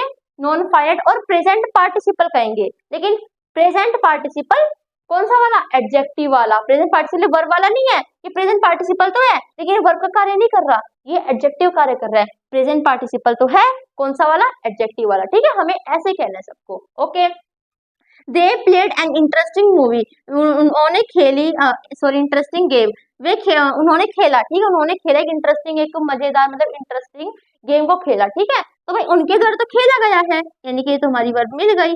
अब दोस्तों देखो, गेम तो हमारे एक प्रकार से नाउन हो गया, क्योंकि हम एक प्रकार से गेम के जो नाम होंगे ना वो भी नाउन है, गेम भी हमारा नाउन है। ठीक है, कि हमने किसी कोई क्रिकेट में खेल रहा है और हमने कह दिया वो गेम खेल रहे हैं, तो गेम हमने नाउन ही कह दिया ना, एक प्रकार से गेम हमारा एक नाउन है। ठीक है, उस गेम की विशेषता है कि इंटरेस्टिंग था। ठीक है, तो हमारा क्या हो गया? एडजेक्टिव हो गया। किस फॉर्म में? वर्ब की फर्स्ट फॉर्म प्लस में आईएनजी। अगर एडजेक्टिव वर्ब की फर्स्ट फॉर्म प्लस आईएनजी है तो प्रेजेंट पार्टिसिपल कहिए, कौन सा वाला? एडजेक्टिव वाला। ठीक है, आपको एक उदाहरण देती हूँ दोस्तों मैं। आई एम सिंगिंग, मैं गा रही हूँ, मेरे द्वारा क्या किया जा रहा है? मेरे द्वारा गाया जा रहा है। ठीक है, तो हमारा ये क्या है? वर्ब है, क्योंकि जो मेरे द्वारा किया जाएगा वो हमारी वर्ब होगी। ठीक है, ये वर्ब किस फॉर्म में है? वर्ब की first form plus ING form में है। क्या कहेंगे उसे? Present participle. कौन सा वाला? वर्ब वाला। ओके, अब आते हैं पास्ट पार्टिसिपल पे। वर्ब की थर्ड फॉर्म के रूप में होता है, इसकी शक्ल मतलब वर्ब की थर्ड फॉर्म के रूप में भी हमारा नॉन फाइनाइट होता है, यानी कि भाई उस रूम के अंदर वर्ब की थर्ड फॉर्म भी ऐसी है जो नाउन का सॉरी जो एडजेक्टिव कार्य करती है, जो नाउन का कार्य नहीं करती। ठीक है, जैसे I found the broken chair, भाई मुझे पाई ब्रोकन चेयर, चेयर हमारी कुर्सी, नाउन हो गया। नाउन की विशेषता की वो टूटी हुई थी। ठीक है, तो वर्ब की थर्ड फॉर्म टूटी हुई थी, यानी कि भाई विशेषता बता रही नाउन की एडजेक्टिव। जब वर्ब की थर्ड फॉर्म एडजेक्टिव कार्य करे तो हम क्या कह देंगे उसे पास्ट पार्टिसिपल। कौन सा वाला? एडजेक्टिव वाला। ठीक है, देखो the poor man appear broken, जो पुअर मैन है वो दिख रहा है ब्रोकन, यानी कि टूटा हुआ दिख रहा है। तो इस प्रकार से उस पुअर मैन, उस गरीब व्यक्ति की क्या है, ये विशेषता है कि वो बुरा हो, सॉरी वो टूटा हुआ दिख रहा है, तो हमारा क्या हो गया, एडजेक्टिव हो गया। किस फॉर्म में? वर्ब की थर्ड फॉर्म में। अगर वर्ब की थर्ड फॉर्म में एडजेक्टिव हो तो पास्ट पार्टिसिपल कौन सा वाला? एडजेक्टिव वाला। ठीक है, ये बिल्कुल अलग है, परफेक्ट पार्टिसिपल की शक्ल भी अलग है। हैविंग के साथ आपको वर्ब की थर्ड फॉर्म दिखेगा, यानी कि परफेक्ट पार्टिसिपल है। जैसे हैविंग फेल्ड ट्वाइस, यानी कि 2 बार फेल होते हुए, he didn't want to try, अगर वो अब अगेन वो अब ट्राई नहीं करना चाहता। ठीक है, तो यहाँ पे बिल्कुल अगर इसकी बिल्कुल शक्ल अलग ही है, हैविंग के साथ वर्ब की थर्ड फॉर्म आपको दिख जाएगी। ठीक है, इसमें कुछ भी नहीं है। थोड़ी सी प्रैक्टिस कर लेते हैं। हमारा फर्स्ट एग्जांपल दोस्तों, शी प्रोमिस्ड टू वेट, उसने प्रोमिस किया वेट करने के लिए। ठीक है, तो यहाँ पे देखो उसकी तरह क्या किया गया है, उसकी तरह तो प्रोमिस किया गया है, तो ये हमारी क्या हो गई, वर्ब हो गई। अब इस सेंटेंस के अंदर शक्ल है एक और वर्ब जैसी, लेकिन वो वर्ब का कार्य नहीं कर रही, क्योंकि उसने प्रोमिस किया क्या करने का, वेट करने का, इंतजार करने का। ठीक है, तो यहाँ पे इसकी शक्ल वर्ब जैसी, लेकिन वर्ब का कार्य नहीं कर रही। शक्ल वर्ब जैसे उनका कार्य ना करे हो, करे तो हम क्या कहते हैं, नॉन फाइनाइट वर्ब कहते हैं। ठीक है, अभी किस फॉर्म में है, टू प्लस में, की फर्स्ट फॉर्म में है, तो हम क्या कह देंगे इसे, इंफिनिटिव। ठीक है, आगे देखो, I help him wash his cloth, मैंने इसकी हेल्प की कपड़े धोने के लिए। ठीक है, तो मेरे द्वारा क्या किया गया, मेरे द्वारा धोया गया है या फिर हेल्प की गई है, मेरे द्वारा तो हेल्प की गई है। ठीक है, धोया नहीं गया, मैंने तो कपड़े धोने में उसकी हेल्प की है, तो एक प्रकार से काम हो गया। ठीक है, क्या किया गया है, हेल्प क्या की गई है। ठीक है, तो ये हेल्प, मेरे द्वारा तो हेल्प किया गया है, हेल्प हमारी क्या हो गई, वर्ब हो गई। अब हेल्प क्या हुई है, यानी कि नाउन क्या है, नाउन है हमारा वॉश, यानी कि भाई मेरे द्वारा धोया। देखो मेरे द्वारा तो आई हेल्प, मैंने उसकी हेल्प की। अब क्या हेल्प की भाई, जो मदद की गई है वो क्या है, वो है कि उसके हाथ धोने में। ठीक है, तो वॉश हमारी कैसी वर्ब है, इसकी शक्ल बस वर्ब वैसे है, उसका कार्य नहीं कर रही, तुम क्या कह देंगे उसे, बेयर इंफिनिटिव। और दूसरा कुछ भी चेंज कर लेना, ये हेल्प चेंज हो जाएगी, टेंस चेंज करोगे ना तो हेल्प का हेल्प थोड़ा जो हेल्प हो जाएगा, बहुत कुछ हो जाएगा, लेकिन ये चेंज नहीं होगा। ठीक है, I hate waiting, sorry I hate आएगा यहाँ पे, आई हेट वेटिंग, भाई मुझे वेट करना बहुत ज्यादा नफरत है, हेट मतलब वेट करने से। ठीक है, मुझे वेट करने से हेट है। ठीक है, तो भाई मैं नफरत करती हूँ, मेरे द्वारा तो नफरत किया जा रहा है, यहाँ पे हम हेट को क्या कर देंगे, वर्ब कह देंगे, क्योंकि कार्य किया जा रहा है। अब यहाँ पे इसकी शक्ल ही वर्ब जैसे कार्य नहीं कर रही। अब शक्ल वर्ब जैसे कार्य ना कर रही हो और वर्ब की फर्स्ट फॉर्म प्लस आईएनजी की फॉर्म में हो, तो प्रेजेंट पार्टिसिपल भी होता है एडजेक्टिव वाला, और जेरेंट भी होता है। अब ये नाउन का कार्य कर रहा है, फिर एडजेक्टिव कार्य कर रहा है। प्रेजेंट पार्टिसिपल एडजेक्टिव वाला होता है ना, और जेरेंट नाउन का कार्य करता है। यहाँ पे वर्ब की फर्स्ट फॉर्म प्लस आईएनजी, भाई वर्ब तो है नहीं, ये वर्ब तो हमें मिल गई, ये वर्ब का कार्य तो कर नहीं रही, बचा क्या, प्रेजेंट पार्टिसिपल एडजेक्टिव वाला और जेरेंट नाउन वाला। अब ये कार्य किसका कर रही है, देखो भाई यहाँ पे कुछ ये विशेषता बता रहा है, ये विशेषता नहीं बता रही। ये नफरत क्या है, नफरत भाई मैं नफरत करती हूँ, किससे नफरत करती हूँ, क्या चीज है वो, तो नाउन हो गया, नाम हो गया, नाउन हो गया, नाउन हो गया, तो नाउन यानी कि जेरेंट हो गया। ठीक है, हम क्या कह देंगे, जेरेंट कह देंगे। आगे देखो, she is dancing in the room, वह रूम में डांस कर रही है, उसके द्वारा क्या किया जा रहा है, डांस किया जा रहा है, यानी कि हमारी क्या है, वर्ब है। अब इसकी फॉर्म क्या है, प्रेजेंट पार्टिसिपल, लेकिन ये प्रेजेंट पार्टिसिपल एडजेक्टिव वाला है फिर वर्ब वाला है, ये प्रेजेंट पार्टिसिपल वर्ब वाला है। ठीक है, बार्किंग डॉग सेल्डम बाइट, भौंकते हुए कुत्ते काट लेते हैं, कुत्तों की विशेषता के भौंकते हुए हैं, तो बार्किंग यहाँ पे हमारा प्रेजेंट पार्टिसिपल तो हो गया, क्योंकि वर्ब की first form plus ING form में है। ठीक है, प्रेजेंट पार्टिसिपल तो हो गया, कौन सा वाला, एडजेक्टिव वाला। ठीक है, आगे देखो, I have written a book, मैंने किताब लिखी है, तो मेरा तो लिखा गया है, यानी कि हमारी वर्ब हो गई, थर्ड फॉर्म में है, वर्ब की थर्ड फॉर्म में है ये, तो हम क्या कह देंगे, इसे पास्ट पार्टिसिपल कह देंगे, कौन सा वाला, वर्ब, वर्ब वाला। ठीक है, आगे देखो, फ्राइड राइस टेस्ट डिलीशियस, जो मतलब फ्राइड यानी कि फ्राई करने के बाद जो चावल होते हैं वो टेस्ट करने में बहुत अच्छे होते हैं, तो चावल की विशेषता क्या, फ्राइड है। ठीक है, अब ये फ्राइड कभी नहीं बदलेगा, टेंस चेंज कर देंगे, टेस्ट का टेस्टेड हो जाएगा, ये फ्राइड नहीं बदलने वाला, इसी के लिए शक्ल वर्ब जैसी है, ये कार्य वर्ब का नहीं कर रहा, किसका कर रहा है, एडजेक्टिव का, ठीक है। तो पास्ट पार्टिसिपल क्यों है ये, क्योंकि इसकी शक्ल कैसी है, पास्ट पार्टिसिपल, इसकी शक्ल कैसी है, वर्ब की थर्ड फॉर्म में और एडजेक्टिव कार्य कर रहा है, ठीक है। दोस्तों आशा करती हूँ समझ में आ गया होगा। एंड क्या करना है, वही एक लंबी सांस लेनी है बिल्कुल आराम से और आराम से छोड़नी है, ठीक है। बिल्कुल ऐसे 3 बार करना है, थोड़ा सा चैन होता है, ठीक है। दोस्तों आशा करती हूँ आपको मॉडल्स एंड नॉन फैक्ट समझ में आ गए होंगे। अगर दोस्तों आपका कोई भी दोस्त है जिसे नहीं आते है, दीदी क्या मतलब होता है इनका, क्या है ये, तो उनके पास शेयर कर देना और आगे की जो वीडियोज आएंगे उनके नोटिफिकेशन आपके पास हो जाए, इसे चैनल को सब्सक्राइब कर देना, ठीक है। मैं ज्यादा बोल नहीं सकती, मेरी चोट लग रही है, वैसे मैंने पढ़ाई दिया कौन सा नॉन फैक्ट मॉडल से, मेरी चोट नहीं लग रही थी, मैं बाद में बना दी, ठीक है।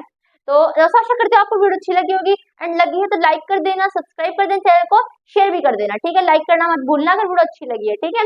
जिसने वीडियो दोस्तों एंड तक देखी है, जो मेरी ये बातें सुन पा रहा है अपने प्यारे प्यारे कानों से, उसके लिए बहुत बहुत बहुत बहुत धन्यवाद। Thanks for watching my video. तब तक के लिए जय हिंद जय भारत, और आप भी अपने घर पर खुश रहो, स्वस्थ रहो।